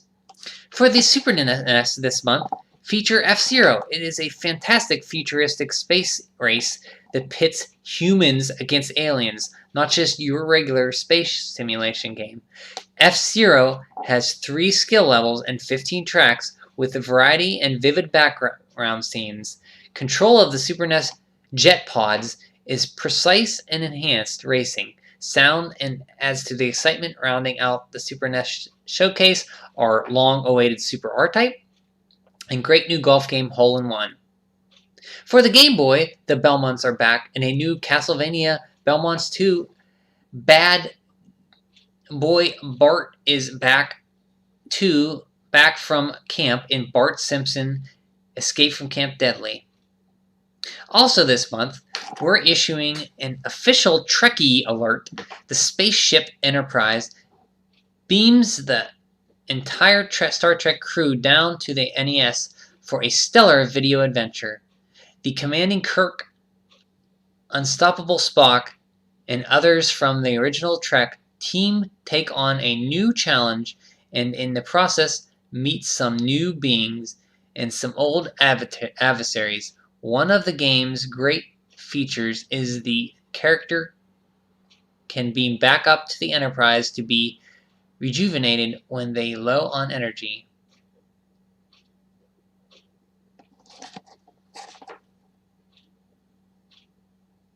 If my message is not coming through, also screw autocorrect. Can't understand what you're trying to say there, Ninja. Did it miss a message there?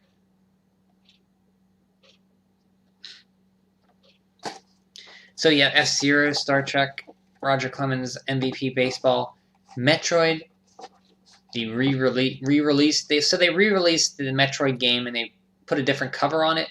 It's like Samus in her Varia suit in a yellow background, like kneeling. Shatterhand is an excellent game. Super Ghouls and Ghosts. I do like this game. It's very fun. It looks great. Sounds great. Has a very good look for a very beautiful game still to this day. House Hole-in-One Golf. I never played it. Super R-Type. Nestor's Adventures, and so on. We have more. Have I ever played the piano? I have a pianist hands. Hey, watch your mouth there. No, no, I gotcha. I haven't. The only instrument I ever played was the saxophone and the guitar for a bit. Do I have a pianist hands? Maybe I do. Like small fingers. Take that as a compliment. Thank you. America's Most Wanted. If you've been elbowed out of your Nintendo zone by parents, you aren't the alone. In the June issue, we ask readers to send pictures of parents hogging the action. As you can see from the month's letters, there are lots of culprits there. So this should be pretty exciting. This is all about parents and their pictures with Nintendo. We'll see some nice... And this lady down here has a nice perm, it looks like. Accused claims she's innocent. I caught my mom in the act one day after school. When I opened the front door, she hurried, turned off the power of the NES, and took out the Wheel of Fortune game pack. I asked her what she was doing, and she replied, "Oh, I'm just cleaning that." That was a little hard to believe, knowing that Wheel of Fortune is her favorite game show. But she didn't admit anything. I think that she should just be added to the 10 most wanted lists for parent players. Her name is Janet Spriggs. Jeffrey Spriggs, Washington, PA. That's also near me, a little south of here. Mom takes over Tetris. I have long fingers. Oh, thanks. I think the camera actually says that they're long. My pinky's like crooked. So they're bent like this. I can't really see. But that's I have a condition called campodactyly where I can't straighten my pinkies. That's just how they are. So it made when I play guitar hard. Mom takes over Tetris. Looks normal to me, my fingers. I don't want to gross you out, but it's like bent, like I can't straighten it. See, it won't straighten. Mom takes over Tetris. I received a Game Boy for my 14th birthday. I was very pleased with it, but less than a week later, I lost it. I didn't misplace it or drop it down the garbage disposal. The fate I suffered was much worse. I was playing Tetris, and I had just finished level 9-1, when my mother sat down and started watching me. A few minutes later, she asked to play. She's been at it ever since. As I write, she plays. I don't think I can stop her. Help!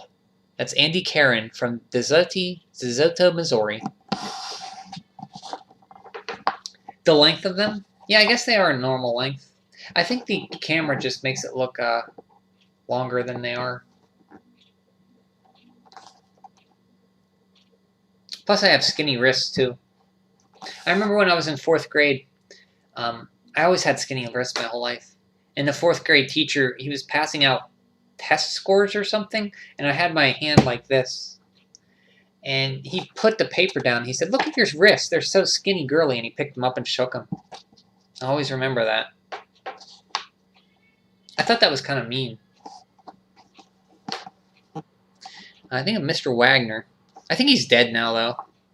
So who had the last laugh? Let's see, where are we at? APB Missing Mom. We're writing to tell you that our house is filled with Nintendo maniacs, especially now that our mom has started playing. She has saved the princess in Super Mario Bros. And is now playing Dr. Mario. She's pretty good at it and can get to level 23. But we have to complete with her for our turn to play. Sometimes when Dad comes home from work, he asks where Mom is. She's playing Dr. Mario, of course, and saying, "Just one more and I'll stop." That sounds exactly like Mom. She'd be up till like 12 midnight playing Dr. Mario. She loves that game. She's good at it. My brother and I were really happy when we finally saved enough money to buy a Game Boy. Then one night, my mom picked it up and started playing Tetris. Now, if she goes to one of our baseball games, she takes Game Boy to play. She's up to level 10 on the Tetris and keeps trying and trying. The only one not hooked of Nintendo yet is our dad, but we're working on him. Jamie and Chris Schweitzer. Tampa, Florida. There's a picture of her mom and her husband and her kid. I cannot move my right leg. Not bending pinky. Not bending pinkies aren't that bad. Well, yeah, if you can't. I'm sorry to hear that. You can't move your right leg? I guess, yeah, compared to that, yeah, I feel like kind of jerky. Sorry. I'm sorry to hear that. I have a hypermobile joints. I'm flexing enough to fit in a suitcase like a circus freak. So you're like double jointed. Okay. So you can like bend your like fingers all the way back, and wow, that's weird. Not weird, but that's cool, I should say. So I don't know if you can hear my neighbor singing. She sometimes sings like crazy. If I'm quiet, you might be able to hear.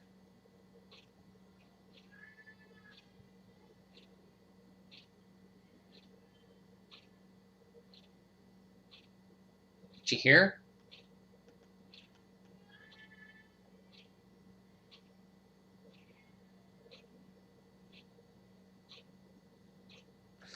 Okay, I think she's done. Nintendo mom gone crazy. My mom, Janice Neal, is a Nintendo mother gone crazy. She has finished 18 games. Do you hear it?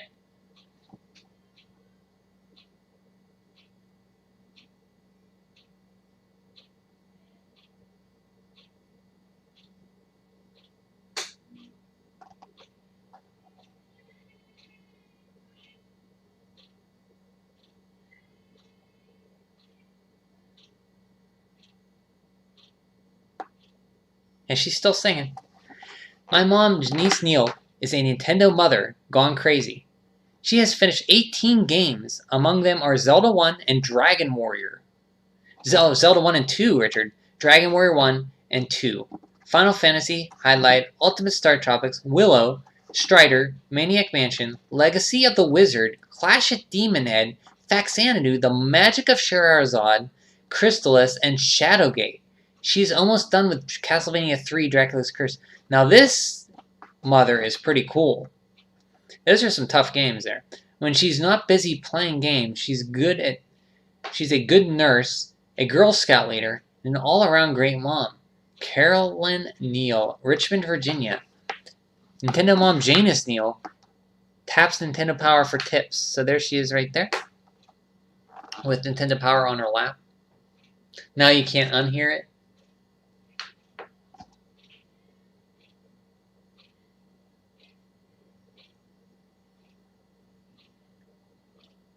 Yeah, she's still singing. From the Felon File. File number 1174328. Name Marie Quickfingers Christelsen. Age 25, she claims. Charge playing Dr. Mario non-stop for 5 hours. Date of arrest May 4th, 1991.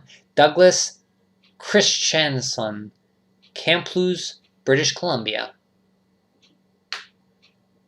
Already thought the stream was. Oh, my hand is. Sorry about that. My hand. I should probably move my hand a little bit more, and talk more.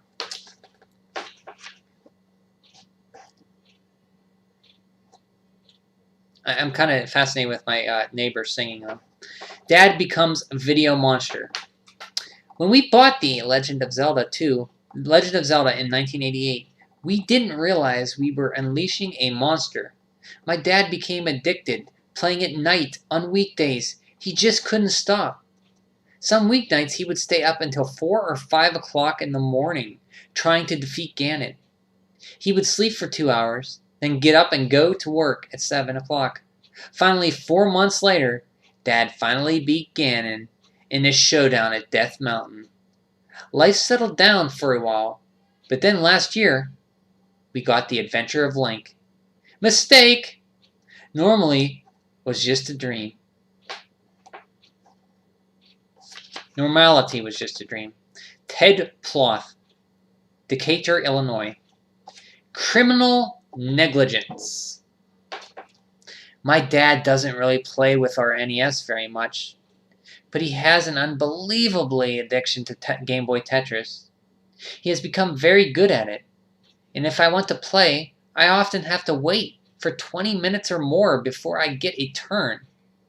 Sometimes Mom hides the Game Boy, so he'll pay more attention to her. Chad Butt, St. Joseph, Missouri. Fantastic Feats by Power Playing Feet. Oh, look at this kid, plays with his feet. My name is Jason Schwartz, and I am 13 years old. Last year in February, I purchased my NES with my own money. It was one of the best things I ever did to date.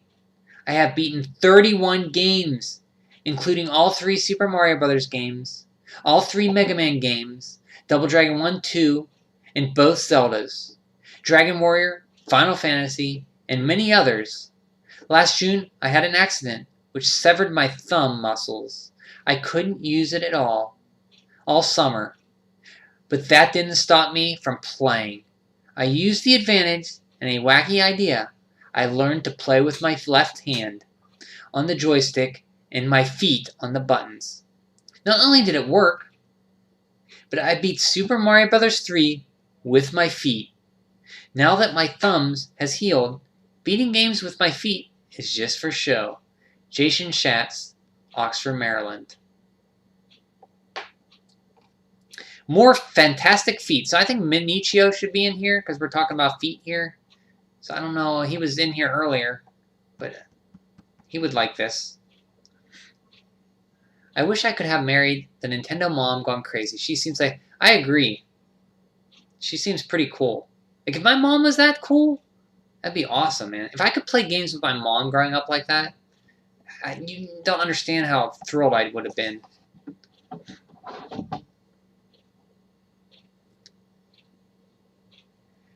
Recently, my 15-year-old Scott was involved in a bad accident in which he suffered severe injuries to both of his hands.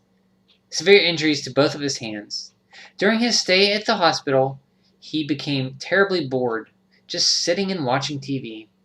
One day, he had his feet sticking out of the hospital bed, and he said, "I bet I could play my NES with my toes if they would bring it in here." The nurse came back and rolled a portable Nintendo system into his room. Scott immediately began playing with his toes. We were all amazed. He was released from the hospital, but still wore bandages at home. When Scott's friends came to visit, he challenged them to a game of Nintendo Toe. He beat them all. Mrs. Christy Warmier, Peru, Indiana. Here we go. F-Zero, the future. Fly into the future. Race for the Grand Prix, practice mode. You have the Knight League, Queen League, and King League. Kept your scores.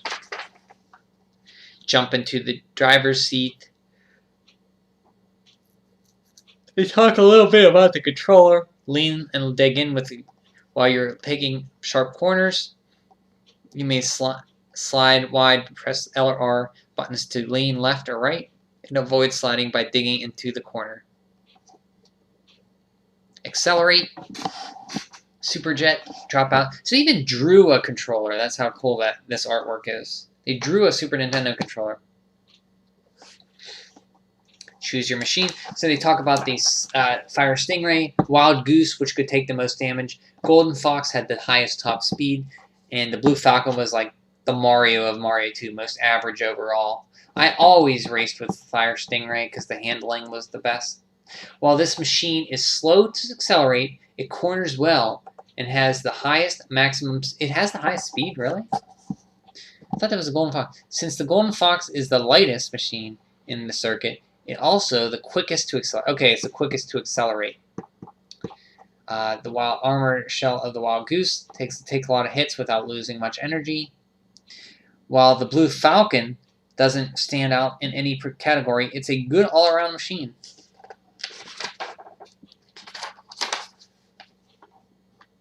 Don't know what to say about that. About the foot one. That's a weird one. F-Zero, the drenching Nintendo wants you to forget about. The franchise. Yeah, the franchise they want you to. I think. So I have a GameCube here, and I've never played F-Zero GX, and I have it. So after I finished Star Fox Assault, I was gonna play some WarioWare and maybe some F-Zero GX and try that out. I was always put off by the difficulty of that game. I never gave it a shot. A gun in a Nintendo game?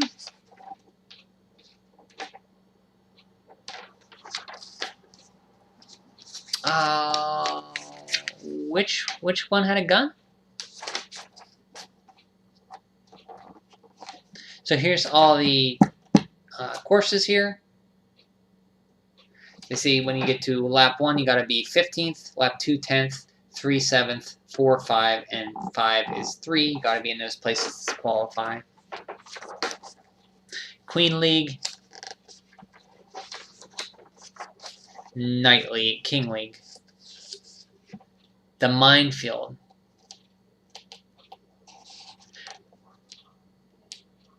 The Minefield. A gun. It's a gun. Oh, this one. Okay, I gotcha. I gotcha. Yeah, that does look like a gun. I was thinking mines, guns. Mines aren't guns, but yeah, I gotcha. So this looks like a gun, is what you're saying. I can see that.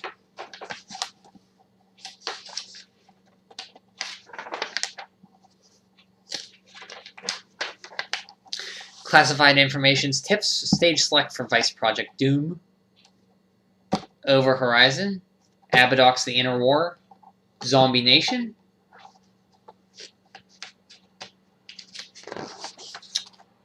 So Soulfire said that somebody released a mod for this game. So you play as a floating head in this game. Somebody released a mod where you play as a floating head of Donald Trump, which is kind of funny.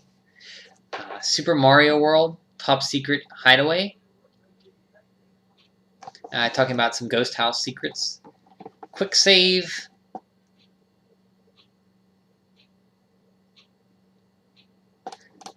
Cape maneuvers. That's how I probably learned about hitting the corner to get the 1-ups. If you hit the bottom right corner, get a 1-up. Hit the blocks from the side with the cape. Spin jumping, and it'll show a 0 every time. 1-up bonanza. Lots of Super Mario tips. So it must have been out then. Here we go, Lemon Star Trek, The Final Frontier.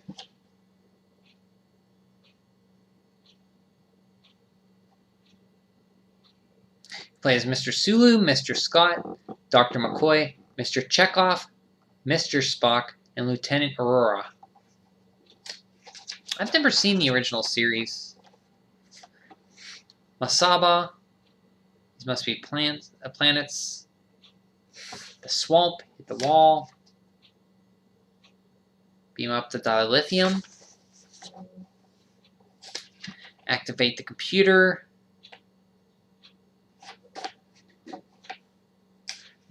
Off to the Federation space. Warp to Lotia. Oh, I can do it. It's like this, right?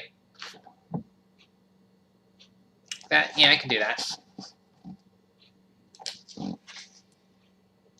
There are people who can't do that, yeah.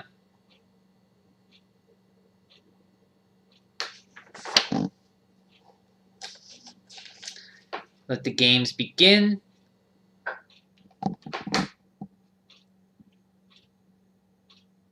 So you have to fight somebody. You have to play somebody in cards, I guess. That's weird. I wasn't expecting that. Roger Clemens MVP baseball. I may join. Yes, I'm a cool kid. I've never been a cool kid. Thank you, Richard. I'm a cool kid. Counselor's Corner. How do you find a Princess Leia? I was going to say, how do you find a Princess Leia? Maniac Mansion. And we got, so game counselors this month, we have Mike Jumper. Hobbies, playing NES, bowling, weightlifting. Best NES accomplishment, too many to mention. Wow. He's not humble at all, is he? Favorite NES game, Final Fantasy. Linda Molinari, horseback riding, hiking, Volksporting? What's a Volksporting? And fishing. Highest Nes score, Indiana Jones and the Temple of Doom, 999,999. Favorite NES game, Destiny of an Emperor. So we have a female counselor here, Linda. Matt Lacombe, yeah, one more, great, one more female counselor. Matt Lacombe. Yeah, she has like a stars on her shirt or something.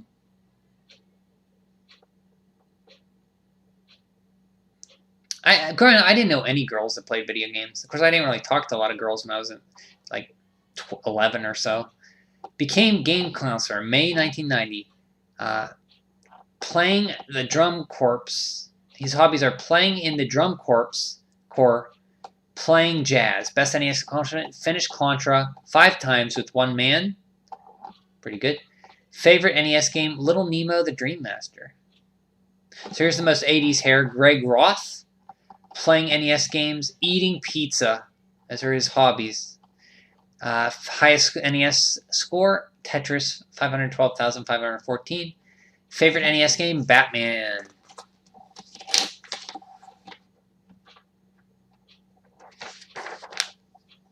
The Uninvited, I did beat this recently. It's like one of the first games I streamed ever on YouTube. Was this game? I got through it. This was, I think, before I met you, Richard. I met somebody else, and he hasn't stopped by since I did this. I don't know what he's up to. But it's a fun game. I like his hair, and I like pizza and Batman. Greg is the best. Yeah, Greg does seem pretty cool. This guy seemed kind of bragging. Like, I finished Contra 5 times with one man. Of course, I'd probably brag about that, too, if I did that. Too many to mention. Best NES accomplishment, too many to mention. Crystalis.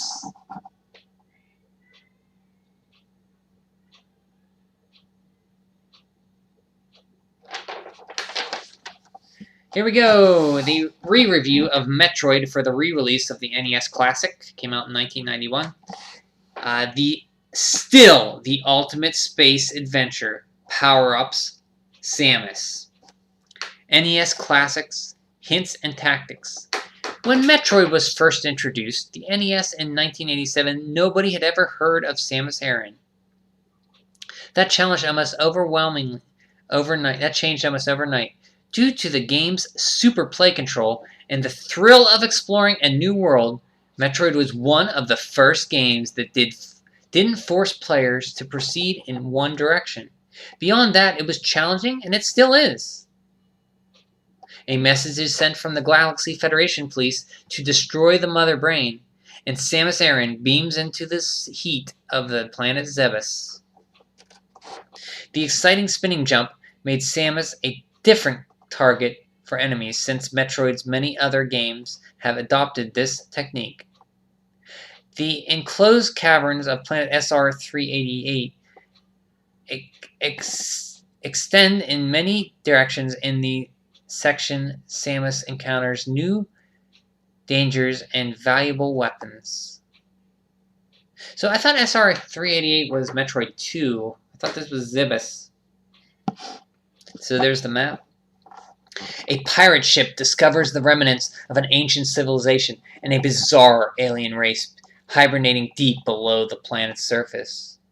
When word reaches the galactic core of this sleeping menace, a call goes out to destroy the Mother Brain. Only one officer of the GFP is willing to go, Samus Aran. Beautiful, yeah, nice artwork. I like it. Scattered throughout the tunnels of SR-388, powerful weapons and life support energy tanks, remnants of the civilization that was destroyed by the Metroids. Some of these powerful artifacts are found in the open, but others are hidden in the ceilings and walls. Search for them by blasting and bombing the stones. Energy tanks, missiles, ice beams, bombs, long beam, round ball, high jump, screw attack, Barrier Suit, and Wave Beam.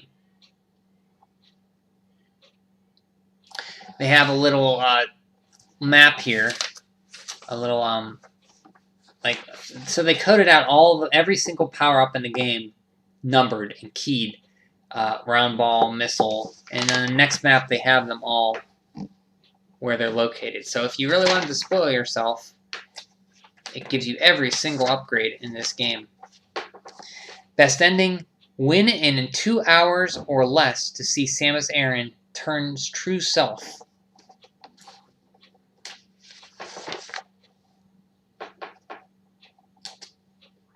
Yeah, I thought SR388 was Metroid 2, but they're talking that this...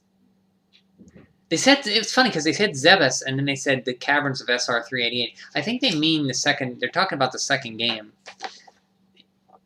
They're confusing the second game with the first one. So here's...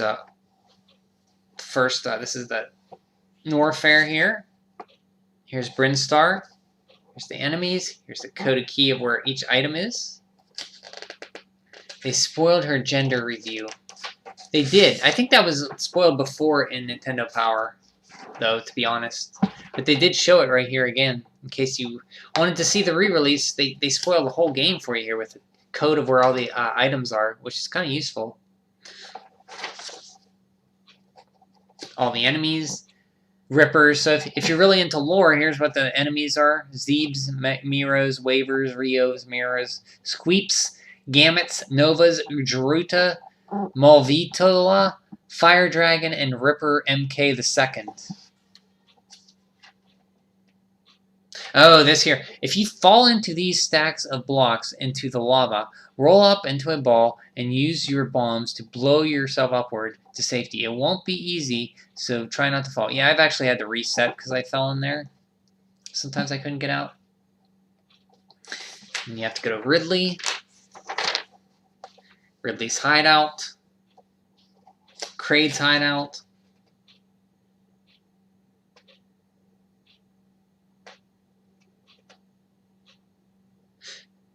So are they saying you beat... They beat Ridley before Kraid? I think I beat Kraid before Ridley. The Triumph Tutorian. Metroid Management. Fill her up with Metroids. Ridley looks funny. Oh yeah, right there, yeah. You're right. Does not look like the Ridley we know. You can tell what that looks like. It's like a devil tail with bat wings and like an insect head. Like an alien xenomorph head. Does look funny. Kraid even looks funny too. Mother Brain. Metroid Management. The Metroids don't die easily. 2 steps are required to defeat them. First, blast the Metroid with the Ice Beam, freezing it solid. Second, use 5 missiles to destroy it. The defeated Metroids leave behind super energy and missiles refills that quickly replenish your stock. The Metroids are a race of semi-intelligent aliens controlled by the Mother Brain. They drain life energy from humans. Rinkas are those rings, the spaghettios that follow you in Mother Brain's chamber.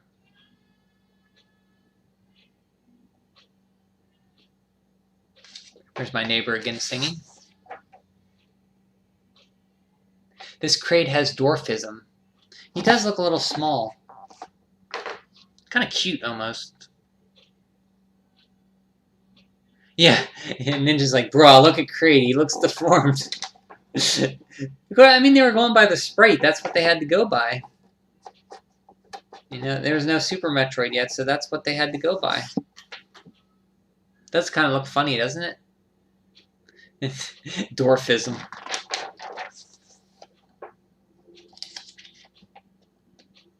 Enter the hidden world. Go to the hideout 2 where you found the energy tanks. Shoot the door. Let the door close behind you. Press up and down rapidly to scroll to the top of the screen. Push A repeatedly to proceed and take to the door to the left. The Justin Bailey code. Interjustibility is the top half of the code that lets you begin with full missiles and 6 tanks.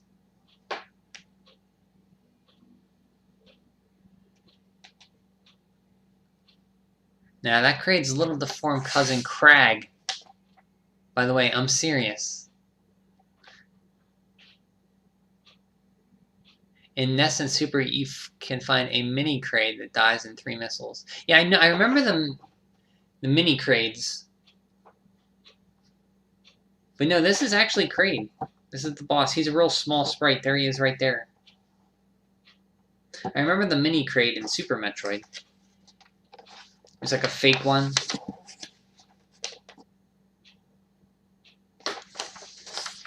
Got Shatterhead. This game's fantastic. You just punch stuff with your hand. Really great music, too.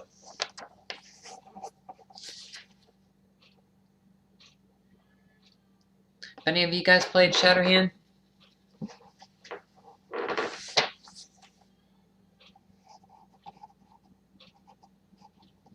So I ripped out the poster here. I don't know which poster it was. Maybe the Super Nintendo poster? I'm not sure. Special feature, Castlevania 2 Belmont's Revenge, Track Meet, Monopoly, and Bart Simpson's Escape from Camp Deadly. You haven't played Shatterhand? It's pretty fun. It's a side-scrolling platformer. It has unlimited continues. It's challenging, but not too bad. Castlevania 2 Belmont's Revenge. I think it's like the perfect challenge, actually. And they give you unlimited continues. The music's pretty good. Really good. Not just pretty good, really good. Belmont's Revenge. Never played that, but the Game Boy gives me hope that we will eventually leave behind this considerable, sad, Pokemon-less world. Eventually, we have about 7 more years to go, Richard, till we get Pokemon here in the Americas. Journey through 4 castles. Crystal Castle, Cloud Castle, Rock Castle, and Plant Castle. This is Castlevania 2 Belmont's Revenge. Another great soundtrack. You kind of like pick your stages like Mega Man.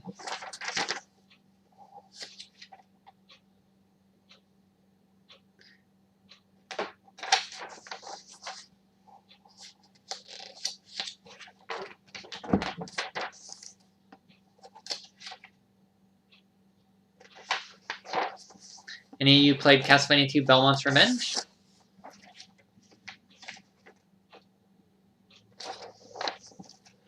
I think you play as...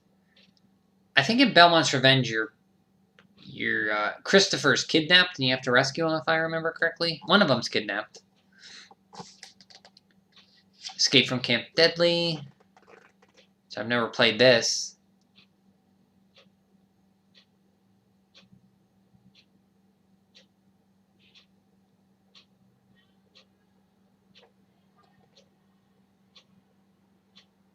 Castlevania 2. No, you're thinking of the NES Castlevania 2. I think this is the one for Game Boy, which is pretty fun.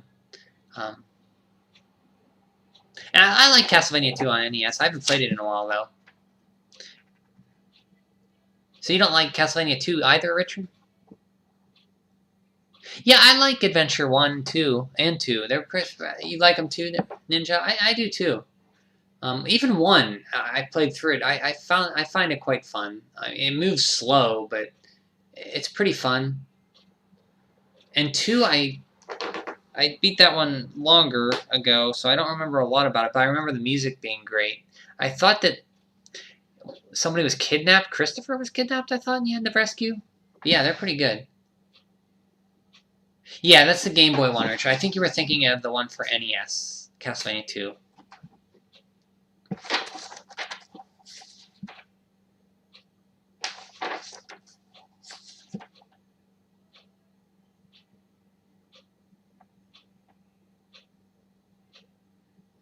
Yeah, Castlevania Adventure 1 was the first Game Boy game. Came out pretty close to launch the Game Boy.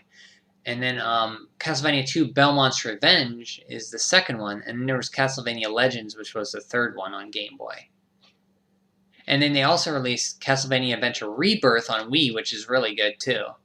If you want a classic Castlevania, it's kind of like a better, faster playing Castlevania Adventure. Not as difficult.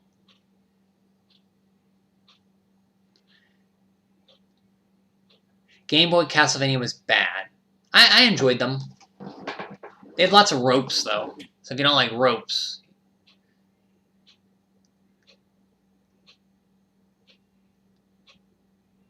Lemon Shark. Castlevania Legends was bad.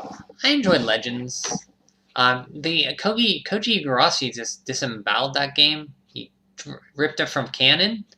So it starred Sonia Belmont, the only Belmont, girl Belmont. And I guess Igarashi didn't think a girl could be a Belmont. Either that or he didn't like the game, so he just ripped it from canon. It's no longer part of canon. The one, oh, that's Castlevania 2 Simon's Quest, with the one with the tornado at Deborah Cliff. Did you play that one, Richard? Did you beat that one as well as Zelda 2, even though you don't like it? Yeah, Rebirth was the remake of Adventure 1, which I quite liked when I played it. It's very fun. Yeah, Legends was the one with Sonia Belmont.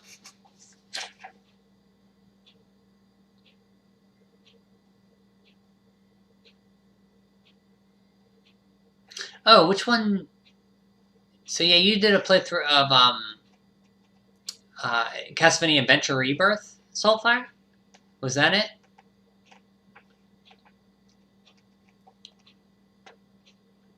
Track Meet, Monopoly.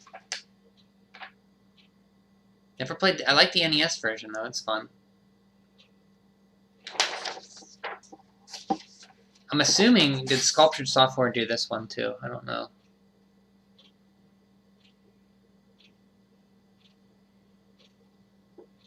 I played that in Zelda 2 as penitent. I had sinned and wanted to repent, and the priest told me to do it. I always thought he had a... Wow. Wow, Richard. You were good at... like, insulting those games, I tell you.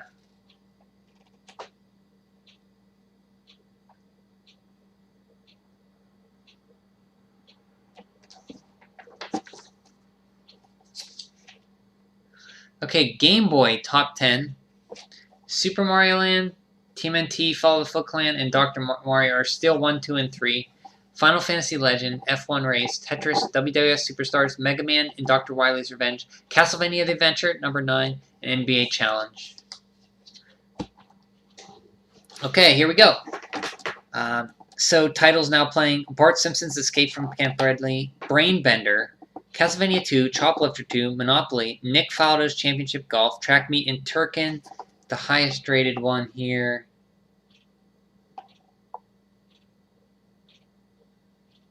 Looks like Belmont's Revenge is the highest one, Castlevania 2. Coming soon! Fans of the NES classic Metroid have been hoping for a sequel. Oh no, Soulfire played,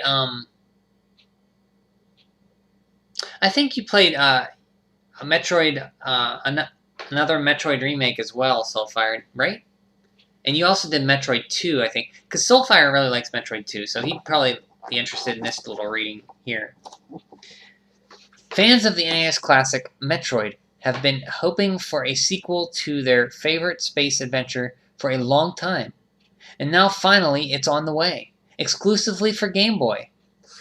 In Metroid 2, The Return of Samus, the famed space hunter Samus Aran travels to the home planet of the deadly jellyfish-like Metroids to get rid of them once and for all. As Samus, you will explore the dark passages of the planet, learn a ton of cool new moves, and eventually fight to the planet's surface. Along with the classic Metroid weapons like the bombs, the beam, and the screw attack, you will earn a new arsenal, including a strange sphere that allows you to stick to walls and ceilings.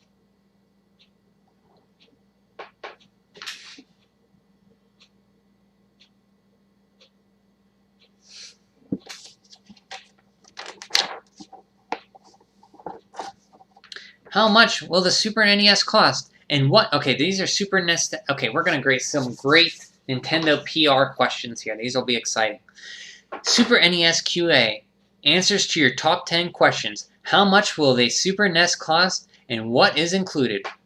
The Super Nintendo Entertainment System will include the Super NES 16-bit control deck, a Super Mario World game pack, 2 controllers, an AC power adapter, a stereo AV cable, an RF switch, plus manuals and warranty. Expected retail price, it was in the neighborhood of $200 for the Super NES and around $50 for the Super NES game packs. When will the Super NES be available in stores? The first Super NES units and game packs arrived at stores in the United States during September, but some areas of the country may not receive Super NES until later this fall. The Super NES won't be available in Canada until sometime in 1992. We'll keep you posted. If you're having trouble finding a Super NES Nintendo console, customer service representatives will be able to help you find stores stocking Nintendo products in your area. Give them a call and the number listed on the next page. What is a 16-bit machine? The term 16-bit refers to the central processing unit of the Super NES, which is the brain of the system. It means that the Super NES can process 16 bits of information at the same time. That makes the Super Nintendo twice as powerful as the 8-bit NES. The increase in processing speed means that the Super NES can produce spectacular effects such as color layering that allows you to see through objects or rotate and scale backgrounds. Will Nintendo still make NES games? You bet. With over 30 million NES control decks in use, the United States alone, licensed programmers and companies aren't about to turn their backs on the NES. The top designers in the world will continue to create hits for the NES. Can both systems be connected to one TV? Yes, they can. You can hook up your NES using the RF switch and the Super NES using the stereo AV cables, as long as your TV and VCR has AV input jacks. If you don't have AV jacks, you can use 2 RF switches, one plugged into the other. The system manually fully covers connections. So that's how I connected my Super Nintendo and NES, 2 RF jacks, daisy-chained. How many games will be available for the Super NES? When the Super NES went on sale last month, F-Zero and Pilot Wings were also in stores. Since then, games such as Gradius 3, Populous, Chessmaster, and Super R-Type have been shipped out. If they're not in stores yet, they'll be there very soon. Super Mario World comes with the Super NES set. Other games that are scheduled to come out soon include Final Fight, UN Squadron, Draken. More games will be coming out every month.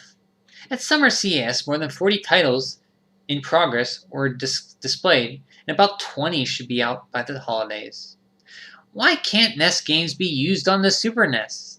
When Nintendo's designers began planning the Super NES, their goal was to make the hottest game system ever. At first, they wanted to make the new machine compatible with the NES game packs, but they soon realized that it would be much more expensive, and some of the extra features the Super NES might have to be sacrificed. They didn't want to compromise on quality. Besides, it's a simple matter of connecting both the NES and Super NES to one TV. What accessories will be available for use with the Super NES? There are no plans for Super NES accessories in the near future, but further down the road, there may be many controllers and specialized products available. Always be sure to look for the Nintendo seal of quality to ensure that all accessories are compatible with your system. Since the Super NES has an expansion port, like the NES, anything's possible in the future, including network attachments, keyboards, and CD-ROM drives. You like Samus Return? I only played the Prime Trilogy and Fusion before it. Weren't there parents that were complaining about having to buy new video consoles when they asked? Yes, there were. I didn't realize that until I watched YouTube videos about it, but you are correct, Ninja. There's videos from news articles where this parent says specifically, I'm going to explain that how companies market to people and make them want things, and I'm going to tell them that we're not going to buy it for him. That was like the meanest thing she could do to a kid. But, well, besides beating their kid, that's pretty bad too, but that's pretty mean too. Now, those same parents want new cell phones every year, even when the old one. Yep, exactly, Richard. Richard hit the nail on the head. Boomer moment. Well, those parents were baby boomers. That's the correct term of a boomer. Yes. Yep. What will the same games be will the same games be available for both the NES and Super NES?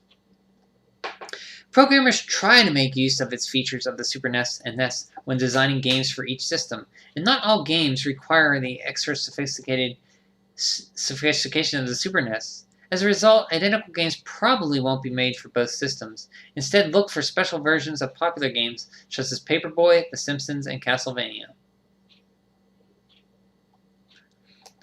So you had Final Fantasy II, Final Fantasy, they have Castlevania 3 and Castlevania 4. So they're kind of comparing the graphics of Final Fantasy and Castlevania 3 on NES to Final Fantasy 2 and Castlevania 4 on Super Nintendo and saying, hey, look, idiot, you can't do this on an NES. How can I find out more about the Super NES? Keep looking in the pages of Nintendo Power. Just as Nintendo Power is the source for NES and Game Boy tips, maps and strategies, it will also be your best source for information on the Super NES and Super NES games.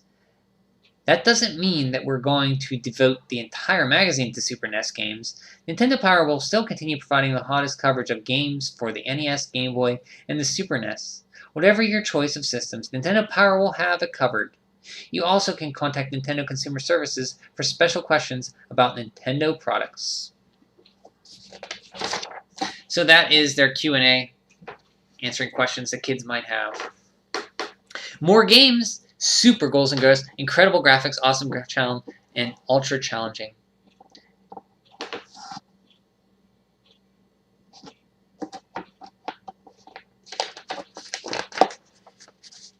And this had the early Capcom jingle, where it goes, instead of it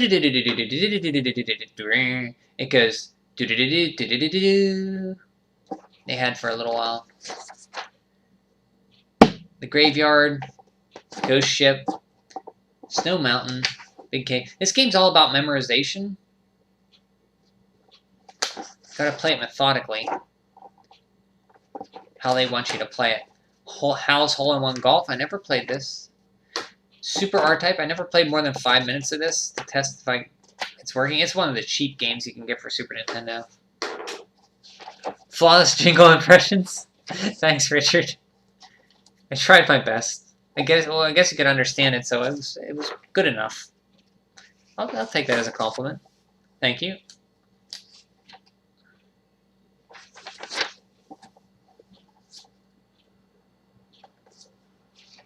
Now, playing Captain America and the Avengers.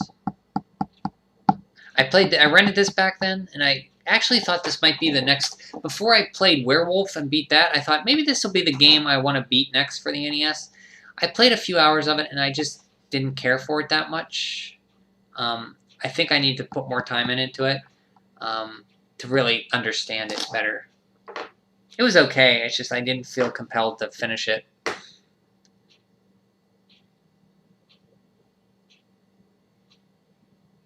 Pirates, Wolverine.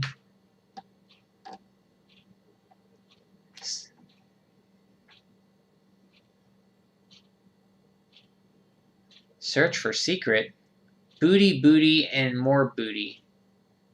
Swashbuckling. So that's Pirates. This is Pirates, the game. Okay. I thought those were names of games.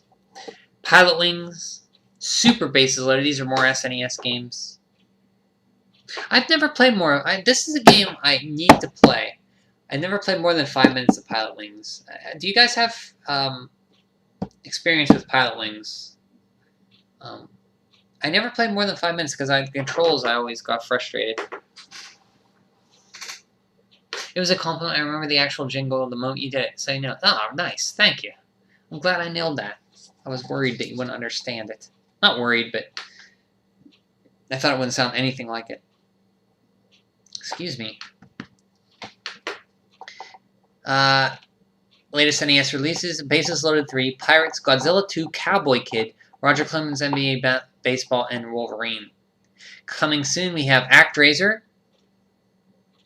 Castlevania 4, F-Zero, Final Fight, Gradius 3, Howl's Hole in One Golf, Pilot Wings, Populous, SimCity, Super Bases Loaded, Super Ghouls and Ghosts, Super Mario World, and Super R-Type. The best one here. Looks like Super Mario World is the best rated one there. NES Achievers. Let's see, what's one game? 3 more kids finished Dragon Warrior 2, and they beat Malroth with Heal All. Malroth, who could heal himself to full. That's good. 1 person finished Kabuki Quantum Fighter again. 1 person finished Mega Man 3. 2 people finished Totally Rad.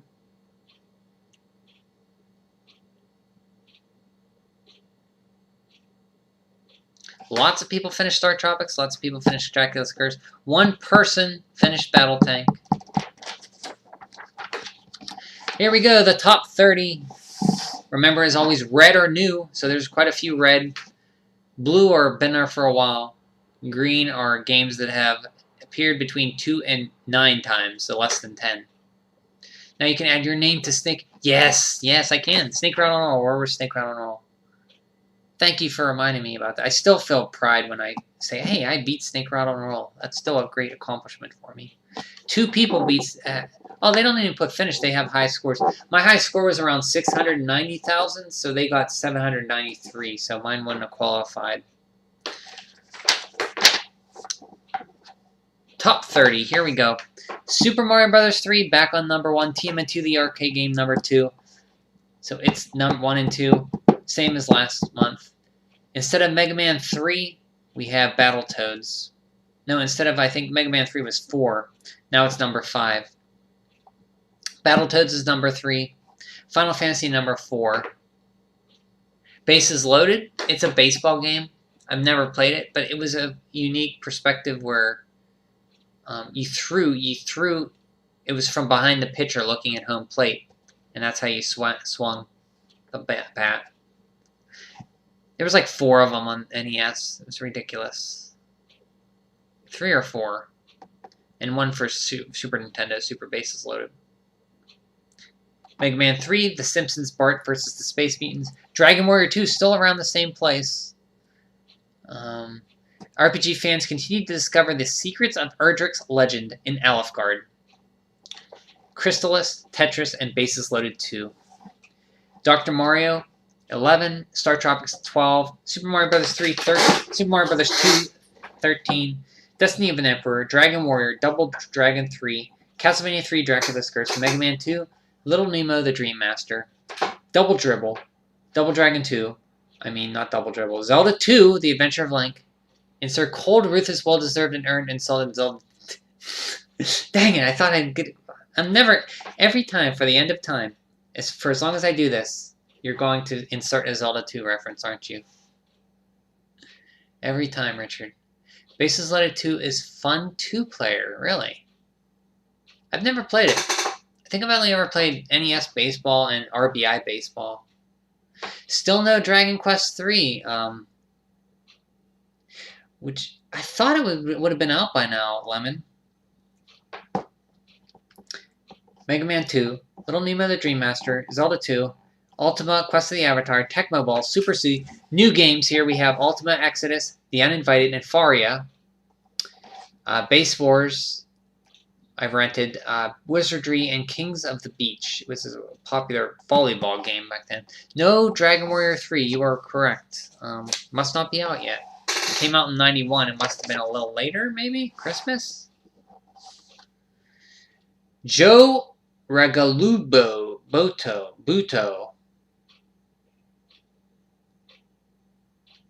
Television series Murphy Brown.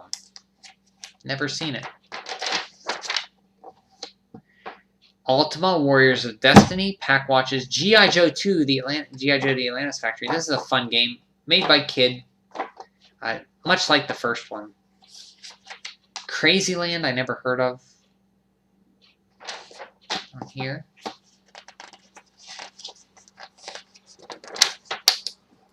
Super Nintendo Entertainment System Developer Dispatch. Now that the Super NES is in stores, game makers are rushing to put their hottest titles on the shelves. The range of games, from RPGs to sports, is remarkable, and it keeps getting wider, which goes to show that the Super NES is super versatile. After a look at the games below, we think you'll agree. UN Squadron around the corner, Populous, Gossip Galore Paperboy 2, King's Quest V, Chessmaster, and here's a big one, Final Fantasy II. Square has created an RPG that probably set the standard for the future. This is a great game. And talk about vast. There are cities and castles and countries to explore. There are huge dungeons. And oh yeah, the moon. If that isn't enough to make your A-button finger itchy, how about changing parties, quick decisive battles, and stunning graphics and effects? Okay, enough already. Let's just say we like it. Yeah, Rebirth was a WiiWare game. You are correct. Castlevania the Adventure Rebirth. Pretty fun. Not as hard as the Game Boy Advance one. Looks great, sounds great. It's pretty fun. I don't know if you got it on your I think you can probably get it other means somehow if you didn't buy it. I would think that somebody ripped it or did something. People were smart with this stuff. So yeah, nothing new from last month. What's coming out that I can see? A lot of Super Nintendo games. A lot of classics. You have ActRaiser, Castlevania 4, Joe and Mac. And last month it was Caveman Ninja, but now it's Joe and Mac Caveman Ninja instead of just Caveman Ninja. Final Fantasy 2, Final Fight, Super Goals and Go or Super Bases Loaded, UN Squadron, Wanderers from East. Some good games there. Next month, Tom and Jerry for NES. We're in time. Excuse me. It's Carmen Sandiego. Final Fantasy II, following up the NES hit. Final Fantasy II for the Super NES is bound to be a blockbuster. Light Warriors will have more land to explore and more clues to uncover. Battletoads, those ever popular Toad characters were a smashing hit on the NES, and now they're headed for the Game Boy screen. Next month's review provides a first look at the newest adventure.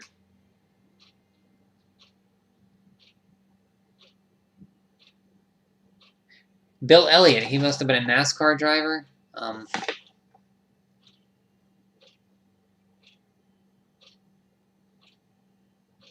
So they're talking about his involvement in the game, I guess. And there he is right there. So that's it. That is Nintendo Power Volume 29 for October. Is it October? Yeah, Volume 29 for October 1991. Oops, there's my address. So that's it. That's So for the Enterprise on the front, there wasn't really a lot of Star Trek stuff. There was the Star Trek NES game, which I never played. See, that's it. That's I think the last one I'm going to do for tonight. I will preview what the next one coming up is, just to give you a little tickle your fancy here. And Soulfire, you'll especially like this one, I think.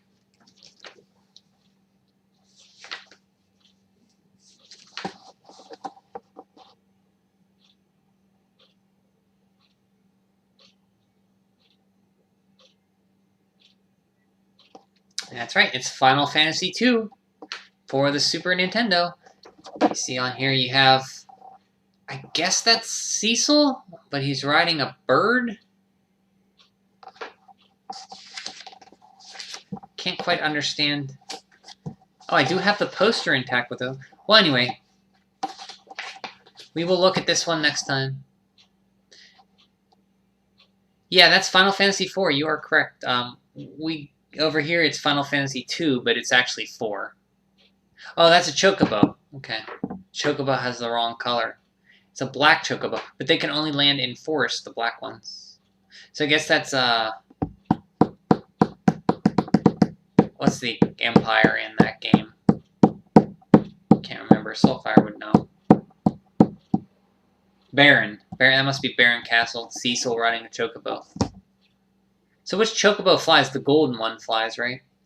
Yeah, there's the Mist Dragon down there. See him peeking his little head up.